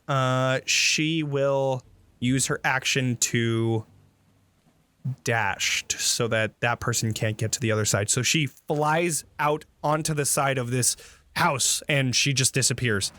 When the fuck did you learn how to do that? So with that, it is the elite guards. It's my turn. Oh, okay. I rolled a 12, but I'm not on the initiative Gotcha. board. I will put you on there. Beatrice, you are Thank up. you. Okay, so Beatrice was getting ready for just some pot shots at some local yokels and is now like, course. oh, I guess it's a little bit more complicated. She is going to unwrap the Eldritch Cannon snake from her gun cane, the Gatling cane, activating it, using her action to activate it into a flamethrower. You see this mode of Nice. like fire coming out of the mouth. And then Love she's it. also simultaneously going to unwrap Cosette from her neck. Okay. Because the Eldritch Cannon can be tiny, and Cosette is tiny, so Cosette can carry it. Nice. I love it. So it's gonna fly around. Yes, it is. Let's go. Flying Eldritch Cannon. So I love this so much. So I'm going to activate that, and I'm going to use Cosette's. I believe she gets an action and a move. She gets a full turn, correct? I guess she would go on your turn. Yeah, that makes sense. Okay, so I'm going to have her use her action and movement to get in range of. Gosh, what's a good little group of you? Can I possibly get these 3 dudes in a 15-foot cone without hurting anyone? Or I can't tell if this is an enemy here. First, or we have to see 3 how dudes. fast. Okay, she That's can go. the warhorse right there. She could go 30 Oh, that's the feet warhorse? movement. Okay. Yeah. Which She is could 60 feet action and dash, right? Action and dash. She can make her way. Yeah. So she's over here ish. Yeah, so can she get a 15-foot cone with 3 of these guys, or can she only get 2 of them? Let's see. So she's trying to make it to here. Let's see. Cone. That might be just out of range. She might not be able to get all 3, but she can definitely get those 2. Yeah, I want to get the it's 2 just out bad of boys range. up. Yeah, I want to get the 2 up. I'm just going to fly her in that direction as they look up toward it. A gout of fire is going to explode out of its mouth as my bonus action. They each need to make a dexterity saving throw. Anyone in that 15-foot cone. Fucking incredible. What a great use of actions. That is incredible. Okay. So the dex has to be, what's your spell save DC? My spell save DC is a 16. Let me double check. Okay, well, I believe it's 17. 16. Okay, so 17 passes. I'll say the one on the right is the furthest one away. That's the one that passes. And it's the a first standard one, half or full damage. damn. So one of them just gets completely engulfed in fire. The fire shoots out in this torrent of a cone of fire, and it also brings alight the scaffolding that they're standing on. The other one takes half of that, which is going to be 6, and they are very clearly like burning, and they're trying to put out the fire on their clothing. They are very focused on that.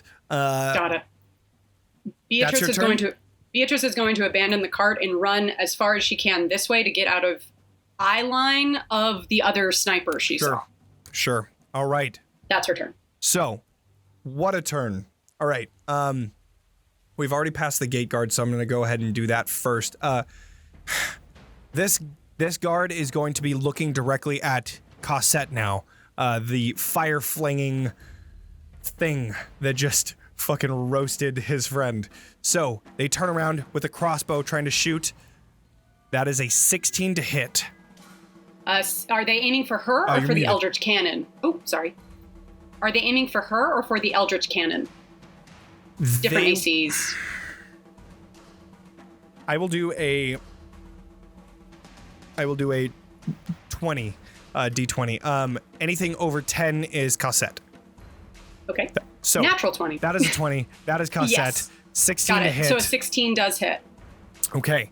So a 16 hits, Cosette takes 7 piercing damage. 7 piercing damage. I do not like that. So with that, she's still up. Okay, cool, awesome.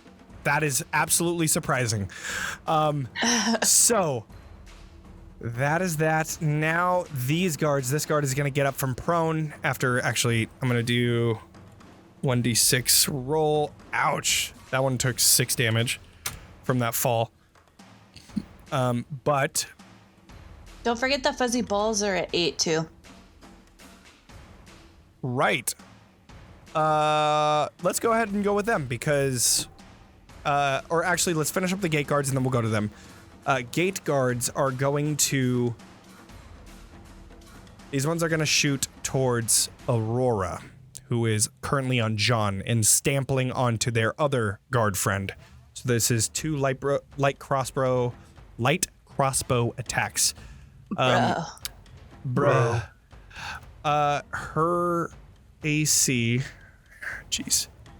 So many on this board right now. Her AC is 11, so she takes that hit. That's 7. Thankfully, her wolven blood is still flowing, and a natural 20 on that one, dealing that 11 piercing. She takes 2 crossbow bolts to her shoulder as she and then pulls them out, looking to be bleeding, but still okay. Now we go to the fuzzy balls of Sorsha. Hold on, my own fuzzy ball's in the way. Pan. I love it. Okay. So fuzzy balls. Fuzzy balls.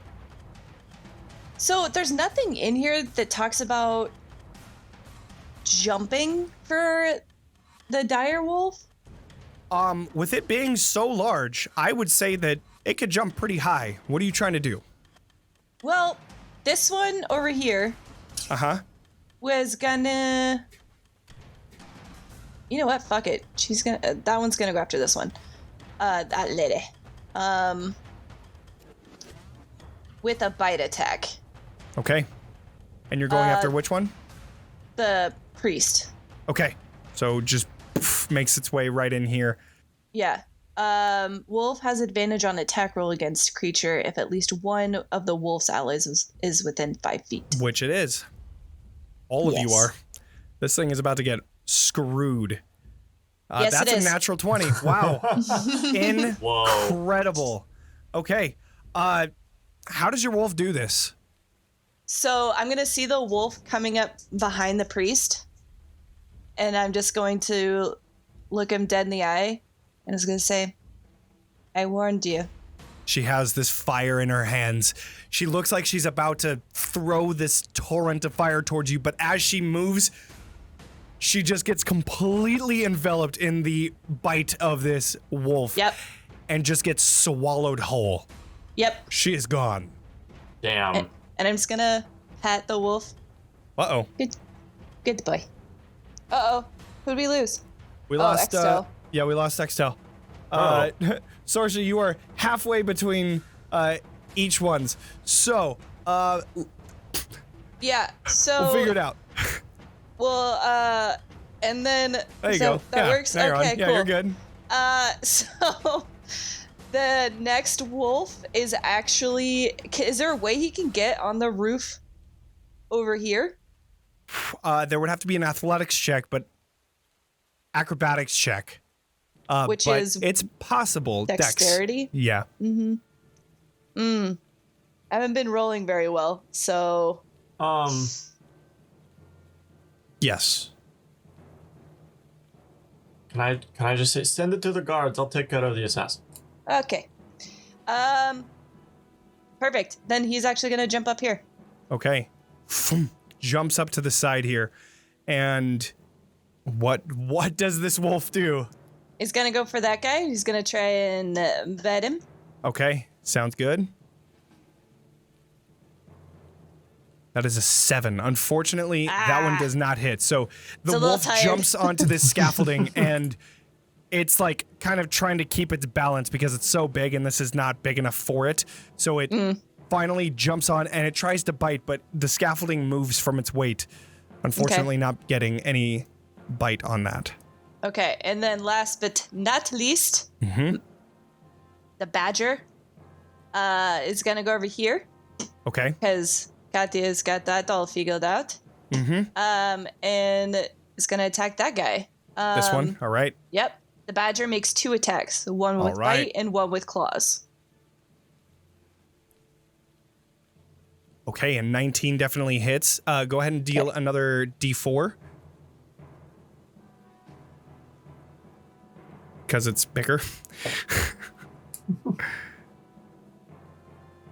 All right. And then it gets that next attack. Yes. Oh, question. Yes. So, hold on. Okay. Because we're all enlarged here. Didn't Beatrice say that we get advantage on strength attacks? Or Let me double check the strength attacks. I know it's checks and saving throws for sure, but let me double check. Okay. I'll put it in the chat. Go ahead and roll another attack for the badger, and then we'll take a look into this. Double aside, max, blah, blah. Strength checks and strength saving throws. Okay. Okay, perfect. That's Okay, it. got it. Oh, So what's up? Nothing. Okay. Unfortunately, the 15 does not hit. Actually, this guy is prone. You have advantage. So go ahead and roll again. Another 2. Another 2. Another 2. Okay. Wow, there's so much going on this map. Okay. Okay. And then... All right. So same results, but the bite goes into this guard's head. Not yet able to take it apart, but not looking good. So that is the fuzzy ball's turns. It is now these guards. Wait, no, it's me. No, you already went. You just went before this. Oh my God. Yeah. It's been good. a long Good D&D. D&D. That is very much how it happens. Okay, so this guard is going to fucking has so many things around it.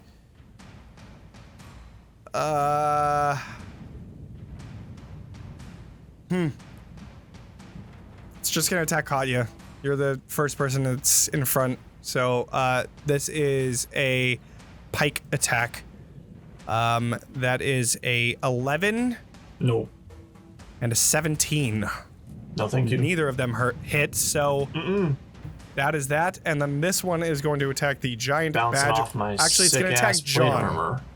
This one is going to attack John, which is basically pinning him down.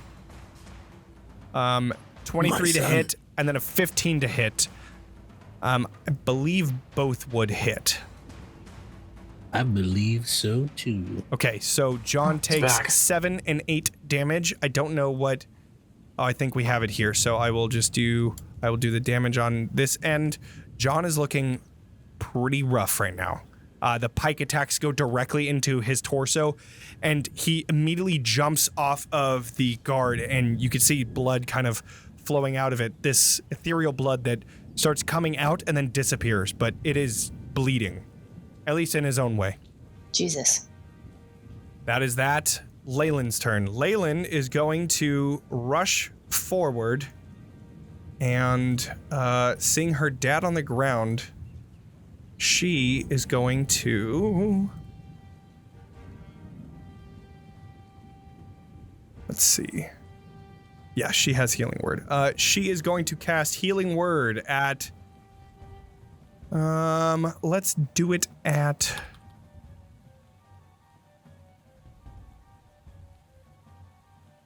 Good at 3rd level.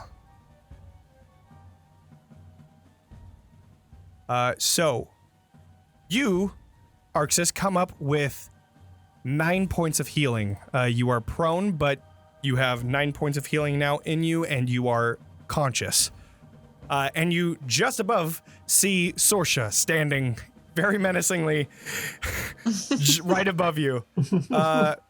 So that's that, and then it is Tuesday. She is going to... That was a bonus action. So now as an action, she is going to... What will she do? She will cast Toll the Dead. Oh boy. She'll cast Toll the Dead on the one that's pretty much almost, really hurt, just under John. So that one needs to do a wisdom saving throw. As a fail. Nice. So now she is going to roll. That didn't roll. It's supposed to do 2d12, I think. Yep. 19 fucking damage. Holy shit, that guy is dead. You just see, his head crunch, and you see blood trickling out of his ears as oh my God. This large... just sounds from behind each of you. Guy's dead. So that's that. Leilyn is done. Katya, you are up. So seeing how everything was shaking out and how Arxes almost got fucking murdered by these assassins, but also seeing that insane shit that Esmeralda just pulled, and this one is covered for now. She's going to Misty Step. Okay. Over here. Okay. I think that's... Oh wait, it's 30 feet. 30 feet, so, there. Okay. And then she's just gonna dash up to him. Oh, fuck. I was like, don't you want to do Misty Step after? But then I was like, oh, wait, you have Spider Climb. Yeah. Yep. Spider climb up there, dash. Okay. And I avoid all those attacks as well. And then I'm gonna action surge and attack him. Okay. Sounds good. So You see this person that just was about to roll back over and get another shot. As they're rolling over, they look at you and just... and just as you start attacking. I love it. A 13 unfortunately 13 doesn't hit. hit. Fuck. What about But a natural 20? fucking 20 does. All right. Nice. Nice. Okay, so that is 22 damage. Damn. This guy is nimble though. So as you try to pierce into him, they just barely move out of the way. You cut them very well, dealing a lot of damage, but you can see that they're very hard to hit and healthy. Well, then I will pin him down because I'm going to pop my Rune of the Vampire Hunter. Okay. All right, so I have to do the Two. strength save. Mm-hmm. All right. Need to find their character sheet because I have like 80 open. They're going to take another 9 damage. That's a natural Fuck 20 for their me. save, but they take the 9 damage. Well, I tried. Again, very nimble. So as you try to clutch these shackles onto them, they break out of it really quickly, even still taking the radiant damage, but they are Yeah. not grappled or restrained. So that is your turn. Aurora is up. Aurora is going to, with John, rush towards the gate just behind this giant wolf and is going to start pushing into the gate, which you could see is currently opening. It seems like they don't have any locking mechanism for just one of the gates. So as the gates start to open, it's going to take another turn since it's only her. But the Martikovs start moving forward as well since the path is semi-clear. They go to there. That is their turn. Aurora is done. Yeah, that's it. All right, Arxes, you are up and you are prone just underneath Sorsha. Yep, I'm gonna use half of my movement to stand up. Okay. And it's probably really crazy, Arxes, but he's kind of mad right now. Mhm. How close is that priest to me? The priest is gone. Okay. It got priest- ate by a wolf. Okay, I The missed priest that was then. done. Yeah, the giant All right, wolf had cool. come up behind and just swallowed that thing whole, like just gone. You do have another guard that is currently right next to the giant badger, and then you have a few other guards that are on the scaffolding, but there's giant wolves that are taking care of it. So the nearest enemy to you would be one of the more elite guards. They're right in front of you. Right Next in to front a of me, you badger. say. Mm-hmm. That changes things one quick second while I look at this to make sure. You can still run around. They're not like right in front of you, but they're like the closest enemy is what I mean. Okay, cool beans. In that case, I'm just gonna use my lay on hands. Okay. And Arxes just starts rubbing his call. face and his neck, and he's like, "Ow!" Yeah. I You take out the believe- fucking bolt that was in your neck and then just like cover up your wound that's bleeding just to lay on hands and close the wound.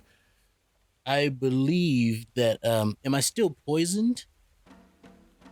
You are not, no, because you went what's it called? I wanna- Unconscious? Okay.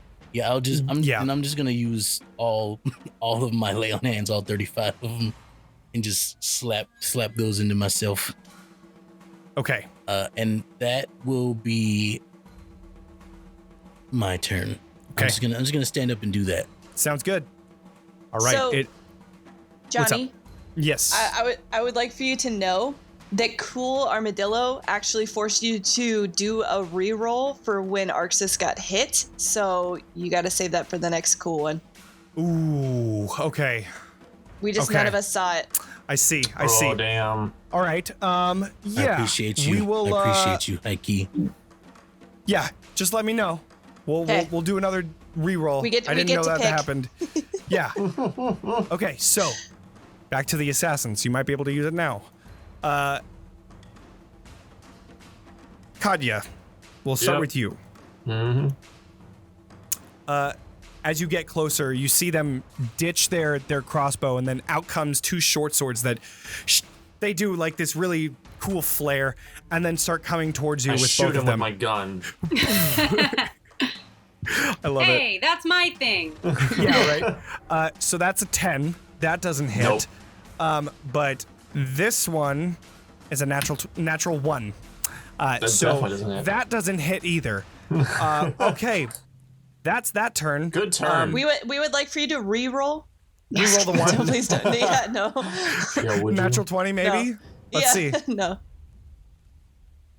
Oh, that would have hit. Oh, Okay. Anyways, that one goes into Esmeralda as the other one pulls out their short swords and starts rushing towards her. The 24 and then the 18, I believe, also hits. No, it does not. She parries that one. She has a 19. So she parries the second attack, but taking the first one, she takes that 9 piercing damage, and then she has the poison damage that she has to try and... it's a con save. It's a 19, so she passes, only taking half of that 28, so 14. So a total of 23 damage to her. And I don't think she has resistance. No, she doesn't. Okay. So that is the assassin's turns. Adrian and the Martikovs are going to wait until the gate is completely open and available to go through. Sorsha, you are up.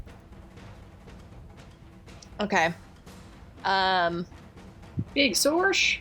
Big Sorsh. Big Sorsh. I'm gonna go ahead and I'm gonna try and convince everyone to back up. Okay. And again, slam the blood spear Kavan into the ground. Okay. And try and boom as loudly as I can. Enough. Okay. Go ahead and do an intimidation check. In this heat of battle. Better. 19. Much better. Yeah, better. Okay. Okay. Unclear as to the results of this. You press down into the ground, hoping to keep them, stop them from continuing to attack. It is Esmeralda's turn, who is very much going to just go lay into this assassin that she's right next to, and she's going to prick into her hand, coating her crossbow bolt with ice, and is going to shoot once with that and once with her other one. So this is the right one, and this is the regular one, and both of them hit, dealing a lot of damage.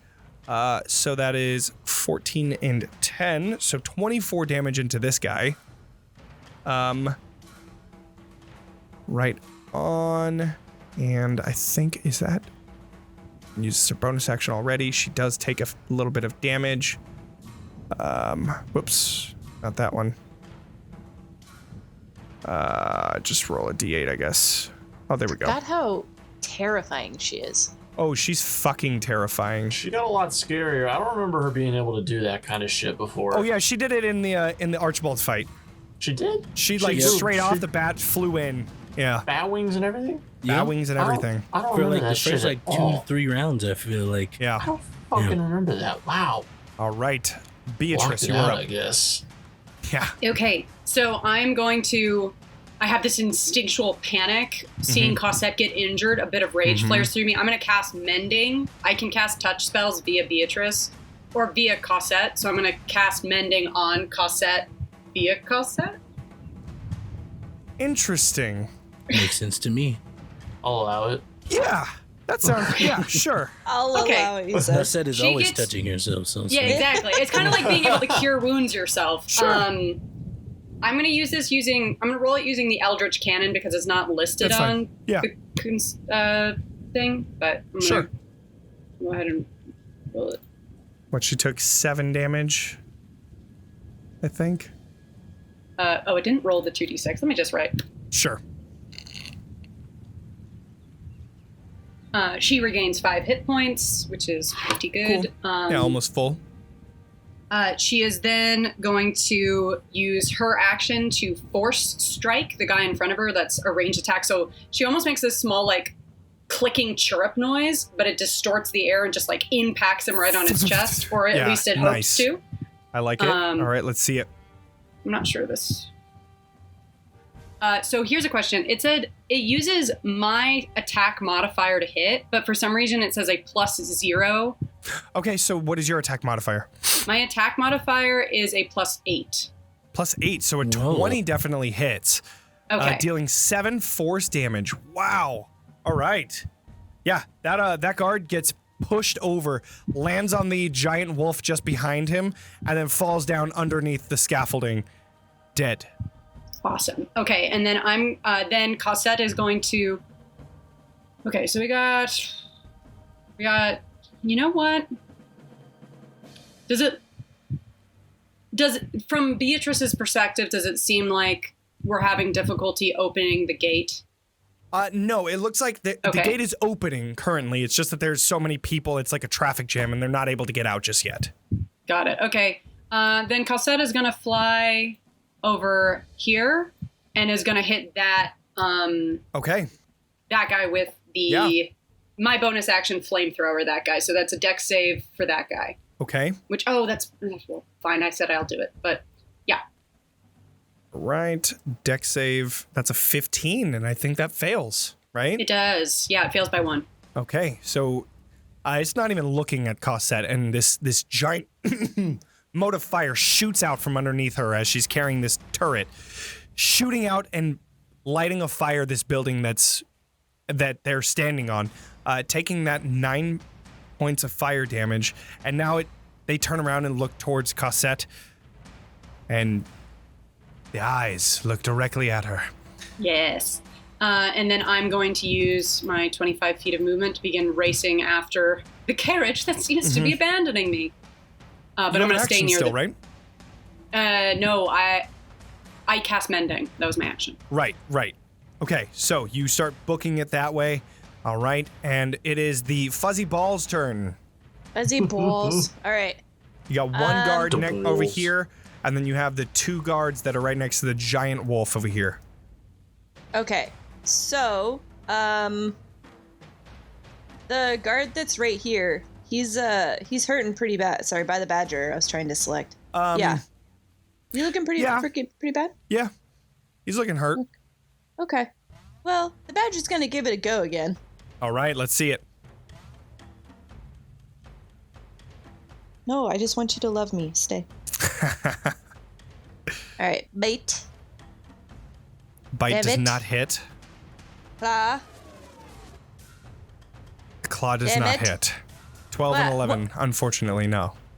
Do you remember why I rolled twice? Was that because of its size? Because of the prone on the other guard, oh, right. It was That's advantage. Right. That's right. But you still have the giant wolf, which also gets advantage. Yeah, so that same wolf that ate the priest is going back for seconds?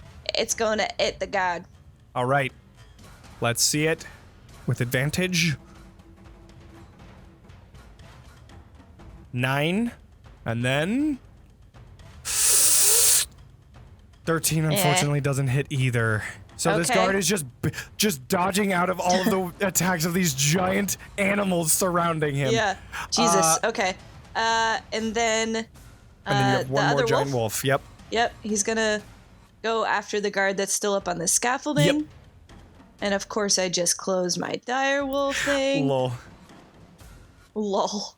Lol. All right. Want to do some good. 12 does not hit, unfortunately. Are you fucking kidding me?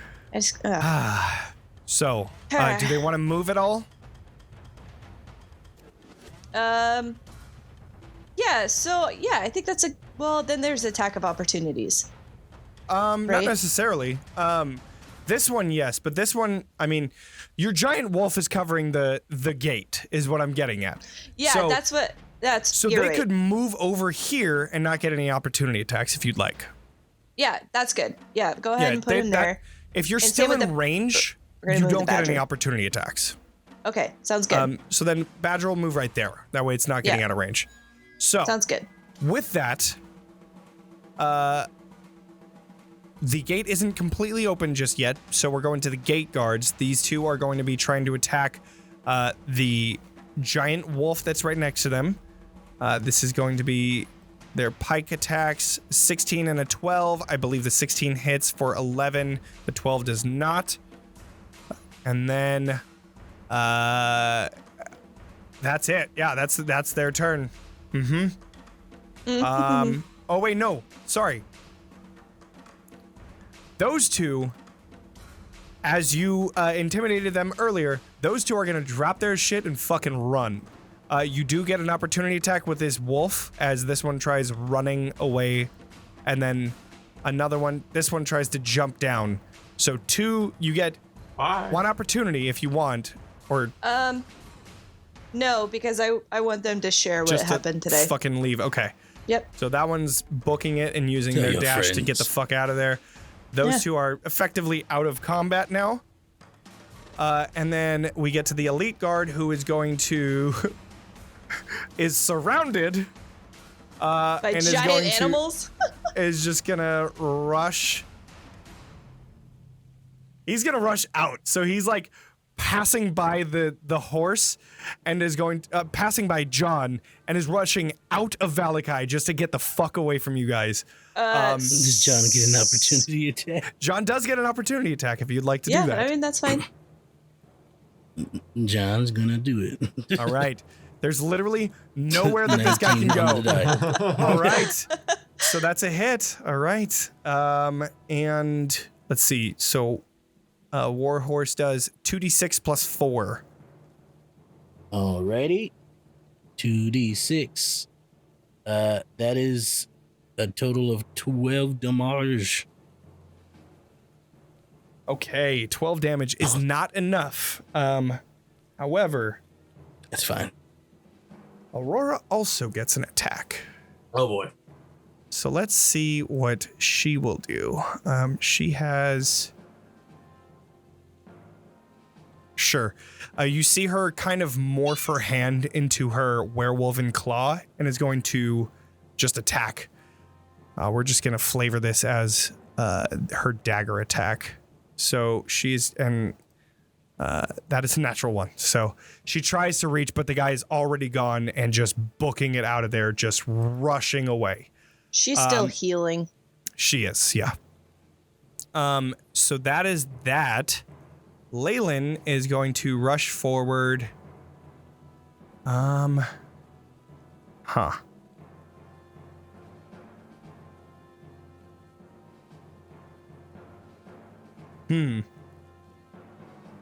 She's going to rush over to here.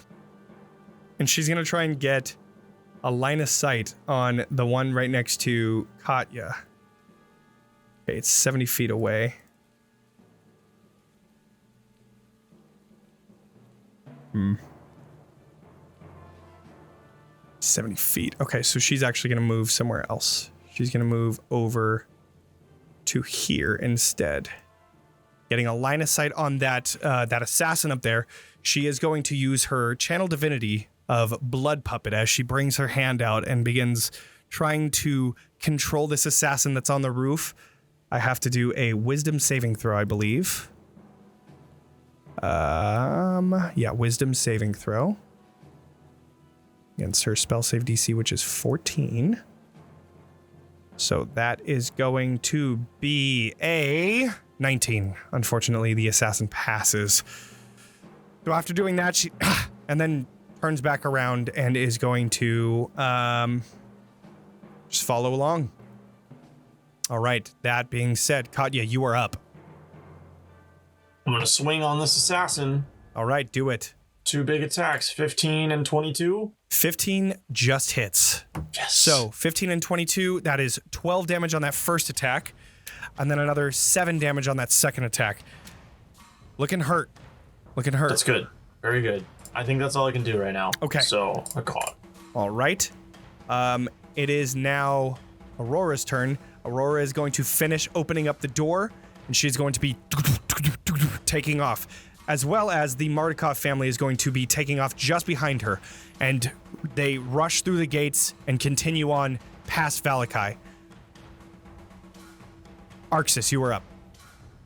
Are there any more guards near Currently, me no. on the ground? Okay. No. And there's only the assassins up on the roof, or just Correct. one? Okay. Both of them are there, or just one? Both of them are there, but in your view from here, you could just barely see the one that Katya is next to. Got it. But yeah, they are on the roof, so they're like 20 feet in the air. I'm going to look at the one Katya is near. Okay. And I'm gonna say, Katya, duck, Nice. and Eldritch Blast twice. All right. Get out of the way. Let's see it. Fucking ground. Double Eldritch Blast. Let's see. Is it on here? Oh, yes, it is. Okay. See, that is a... It's loading here. Yeah. Oh, an 11 Oh, does gosh. not hit, unfortunately. I get a second But one. I get a second You do one. get a second one. Oh, Oh, no, gosh. a 13 doesn't hit either. But you shoot Oh, out no. both of these Eldritch Blasts blasting into the roof. Shingles off the roof are just blowing off, and there's holes within the roof that need to be repaired. Unfortunately, they miss. Is there anything else you would like to do with your turn? Yeah, there's one more. I just look again at that person. Well, I'm just assuming is the one that shot me. And I cast Compelled Duel. Okay. Yeah, that's definitely the one that shot you. So as you cast Compelled Duel, what exactly does that do? Do you mind pinging that? Yeah, let's do it. Compelled Duel. Okay. If I need to get closer, I do Wisdom get closer. saving throw. Okay. That's a wisdom saving throw. What is your DC spell is save? 14. 14. It passes with a 16. So, but you do need to be within 30 feet. So shake I'm going to have you notes. go over here. Yeah, that's just 30 feet. Okay, cool. So yeah, you move over. Like, what do you do for your Compelled Duel? I just put a finger out and motion come here. Right on. You just The come here fucking- thing. Yeah, I love it. Okay. All right, that is your turn. It is now I the believe- assassins. Yes? I believe it says that I believe it's still compelled to duel me. It just its movement isn't restricted, it says. Okay, let's see. On a failed save, the creature is drawn to you for the duration it has. On a failed save, the creature is drawn to you, compelled to your divine demand. If it succeeded on the saving throw, the spell doesn't restrict the target's movement for that turn. Wow. Yeah, no, you're right. Yeah. Interesting. So this just automatically works. It just doesn't restrict its movement for that turn. Yeah, it doesn't have to move towards me immediately, but it does feel the need to. Or they do feel the need to. Duration has disadvantage. Oh, wait, no, hold on. For the duration, it has disadvantage on attack rolls against creatures other than you and must make a wisdom saving throw each time it attempts to move out of the space. So I think that if it passes, it doesn't go into effect. If it fails, it starts doing more wisdom saving throws. Otherwise, it would have to follow you. So that's the wisdom saving throw that it's talking about if it succeeds. If it succeeds, it doesn't take effect. So they succeeded, and so that compelled duel doesn't work, is what I'm understanding from that. I'll double check that after the session, but I think that's how it's worded. So, going back to the assassin's turn, this one is going to still try and get at you, Katya, because that's their best bet of getting out of here. 2 sword attacks. One is a 12, the other one is a 25. I need you to do a Constitution saving throw. Can I see Katya from my perspective? Yes. Okay, con save. Yes. Where do I keep those? Here we go.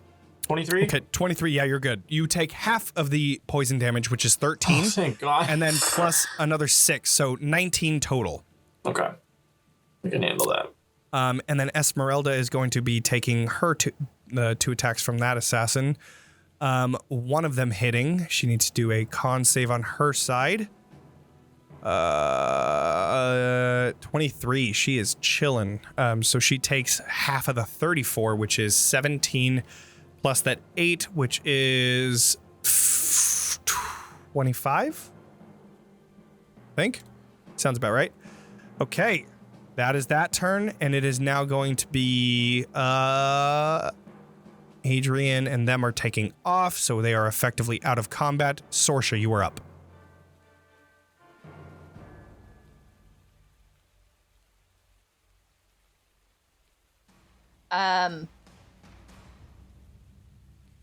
I'm just gonna hold my action. Okay. And just see what my teammates are doing, because they all Sure. seem to have it pretty well handled. Okay. I will look towards the dire wolves, though. Okay. And tell them to go follow the carriage and watch over Okay, them. protect. Cool. Sounds Yep. good. They are creating a nice little giant animal bubble around the cart. Yes. All right, that is your turn. You are readying yourself. Esmeralda is going to go, and she's going to try and just fucking murk this person. She's also going to use another one of her rights, where she's going to make it frozen as well, taking that 6 damage, and then continuing her onslaught of crossbow attacks towards this person. That's 2 attacks. First one is a 14, which doesn't hit, but the second one is a 30, which does, dealing 17 damage. And then she is going to, let's see. All right, that is her turn. It brings us to Beatrice. Okay, I am going to... She's gonna move, actually. Out to here. Still flying. She's going to take an attack of opportunity, but you are still up. That assassin's still there? Yes. Okay, I'm gonna bonus action flamethrower him again. Okay. So that's a dex save. Okay, dex save. That is a 20. So they'll take half. Okay. Taking a 5. So they're gonna take 5 points of fire damage. Okay. And then I'm gonna have Cosette use her action and movement to get back to me, Okay. Sounds good. because I don't want her getting hurt. I assume she can get pretty much all the way, almost. She can get to like there, and I'm gonna be Sure. moving that way. As Okay. my my action, I'm going to I infused a spell tattoo Okay. of Longstrider. Shifted it from being a Cure Wounds to a Longstrider, so Sure. I have like a pre-programmed leg enhancement on the what's it called? Sorry. Prosthetic. On her prosthetic mechanical leg, so that enhances, increasing my movement by 10, Sure. and I'm going to go ahead and move my 35 feet. Nice. Picking up Cosette as I go. Sure. But getting Okay. to like there, I guess. Sounds good. Yeah. Okay. That is your turn. The giant animals are done. The elite guards are done. Leilyn is going to rush over towards here. She is going to just start making her way towards the front. But she is going to cast... she's going to cast... Where is it? Not Spiritual Guardians. Spiritual... Actually, how far is that? 60 feet? Is she within 60 feet? She is. She's going to cast Hold Person on the person that you are attacking, Katya. Okay. Ah, fuck. They pass. All right, never mind. God damn it. She continues running out. Finishing her turn. Katya, you are up. All right, I'm just gonna keep hitting them All right. as much as I can. 14. 14 does not hit. Fuck. Yeah, that's really all I got right now. Oh, and then a 9. So yes, unfortunately, Yeah, I you didn't even count you that swipe one. twice, but unfortunately, they dodge out of the way both times. Aurora is gone. Arxes, you are up. Am Oh wait, no, that's right. Never mind. Go ahead. am I within 30 feet of this this archer? Yes, you are. I'm going to misty step up there. Okay. Nice. Misty step onto There we go. the roof. Yep. And Right on the other as- side, so you get flanking. And I just Arxes has this weird look on his face, and his eyes go the color, the like divineness with the black inside, as he like when it looks like when he's about to do his Eldritch Blast, but instead he pulls out his great sword, and he just goes, "Never hurt your king again," and he smacks him with the great sword. Katya, as you look at, as Arxes appears in front of you and pulls out his greatsword, this black flame coming off of the blade, you see just hovering above this small flame that looks very similar to a crown. Go ahead Rad. with your attacks, Arxes. All right, okay. My regular greatsword isn't in here, so I'm gonna use the X-blade one. Just Go for ignore it. the extra 4, the D4 that it has. Nice. That is a 22, definitely hits. And you said ignore the other 4. Okay, so then that brings it to 8. Okay. And then once more, if he's Once not down more. yet. He is not. 19 And- definitely hits. On this last one, if he's still not down, He's still not. smite. Do that, at Smite. Let's see second it. level.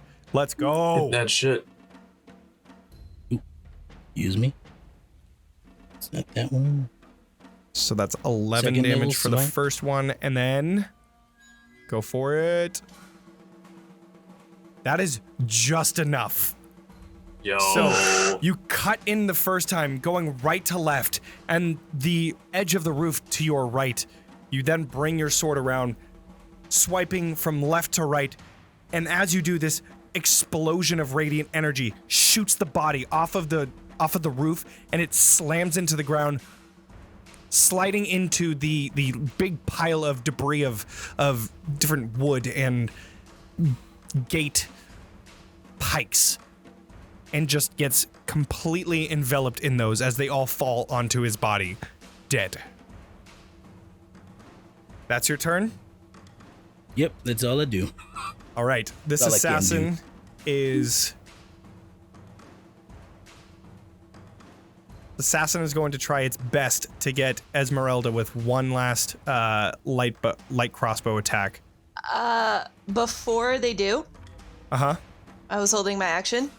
Okay. I'm actually going to use Thunder Wave Okay. at it. Thunderwave, I believe, doesn't that come from you? Yeah, so you can't would I have just to be shoot up? near it.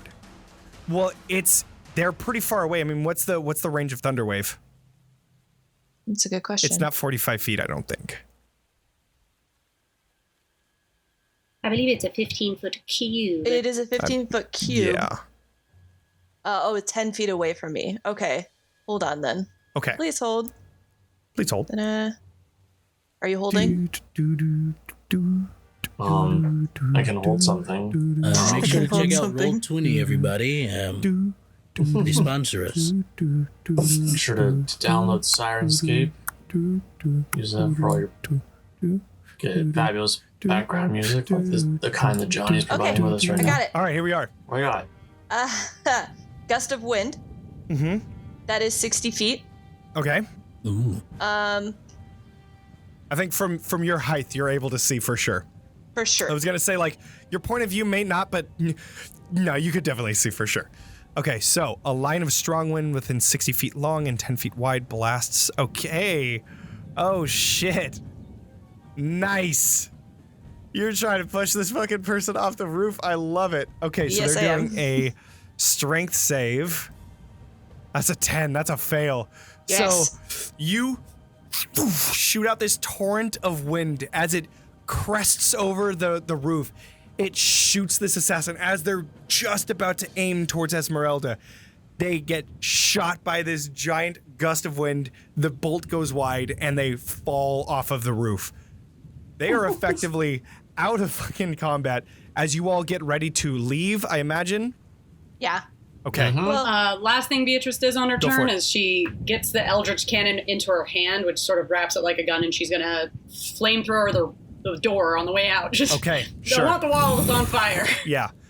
There are multiple things on fire thanks to Cosette. So, this is the end of combat as all of the enemies have been taken care of. Katya and Arxes, you are on the roof. How would you like to deal with that? I know, well, Katya, you can walk down. I'm gonna walk Arxes. down. I'll help him if I Okay. can. I'll give just him a Misty hand. Step again. Okay, Misty Step again. There you go. Go down to the It's ground, down. and you guys begin rushing out of Vallaki. I'm gonna do a slow walk out. Well, considering the fact that my steps are probably pretty huge. Sure. But I'm gonna turn around and I'm gonna look at the village. Is there any bystanders watching?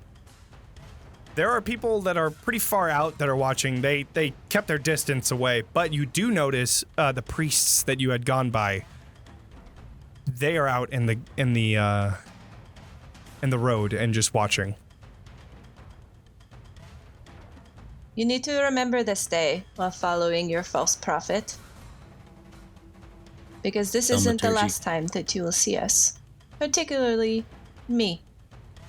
I'll see you soon. And I'll turn and leave. Okay. The whole just time I used imagine- thaumaturgy on Sorsha's voice. I imagine her voice already being a little bit deeper as well because of how Yeah. big she is. And so that just adds an extra layer to that. And Yeah. so you all continue rushing out of Vallaki, making your way out safely. Oh my god, Y must be so huge. Y is pretty big. Y is like the size of a human, I would say, or like a little halfling, like the size of Johann's. Oh my god, that's No so longer funny. why, but why? But what? Come on, Y. So, you continue out of Vallaki, rushing your way out of the town, getting to a safe distance before you finally come and begin to breathe. Beatrice is immediately checking over Cosette, casting Mending again, making sure she's shined up, really just fussing over her, over taking damage. Of course. Oh, snake. Arxes also goes over to John, and he just, are you alright? You alright, man? You can see that there is an open wound on John, but he just kind of shrugs it off as, I'm all right. For now. I can send you back to rest if you want. No, I got a job to do, and he points over to Aurora. I good keep man. forgetting he can talk. It's only in my Arxes. head. I Only know, in my but head. even still. It's a great time. Everybody just sees us staring at each other every time. I just pat him, give him some rubs. Thanks, guy. You're good. You're good. And he just gets ready to move out when everybody's ready. Right. You travel for a few hours until you finally come to this fork in the road. You cross over a bridge leading over the river that's rushing to your left, and just there's a crossroads which, Katya, you've been to before. The one that leads to the right, leading to Van Richten's tower. Straight you haven't taken, but it says the Wizard of Wines. And to the left, you see this dirt road that crests along the river just nearby. As you get to this crossroad, Adrian stops the horse and says, all right, this is it. This is the road to Perez.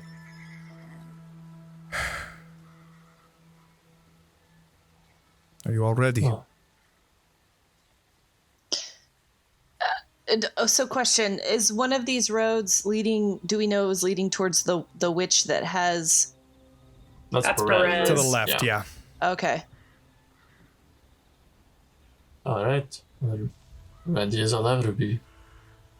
Ain't no stopping us now, I guess. We're on the move. All right. He gets off of the cart.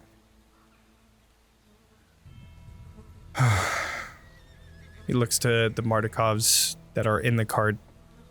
And just says, okay. Well, I'll see you later. Hopefully.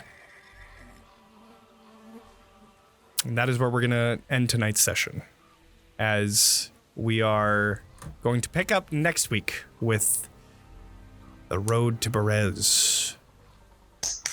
Good episode. Super excited. Dang. Very exciting. That Fun was times. dealt with the cult just a little bit there. Yes. A little exciting. Pricks. So, with that, thank you all for joining us. If you like the content, follow us. If you really liked it, subscribe. If you Did we really, get our really 4 liked subscribers? yeah, or no, for followers, right? Followers. Let's see where we're at. Where we at? Come on. You didn't We're do still it 4 now. away. We're still 4 away, but that's okay. That's We all can right. had one get those job, 4 followers everybody. before the next one. Oh, and Tell your also, friends, tell your families. I have a forced DM reroll, so Cool Armadillo needs to come back and let me know when that happens. Thank you all for joining us. Share with your friends. If you're on YouTube, like, subscribe, all that good shit. And share with your friends too. Podcast, leave us a review. Helps out. If you want to follow us on social media, there's going to be a bunch of links in the chat and the episode description. And if you want to support us, you can also find links in the episode, the chat or the episode description. Yeah. Thank you all for joining us. Make sure to level up, and we will see you all next week to see what happens as the Misfits go towards Berez, the Dark Witch Babala Saga. Ooh. Bye, everybody. Happy Halloween. Happy Happy Halloween, of course. Happy Halloween. Halloween. Bye, everybody. Bye. Booga, booga, booga.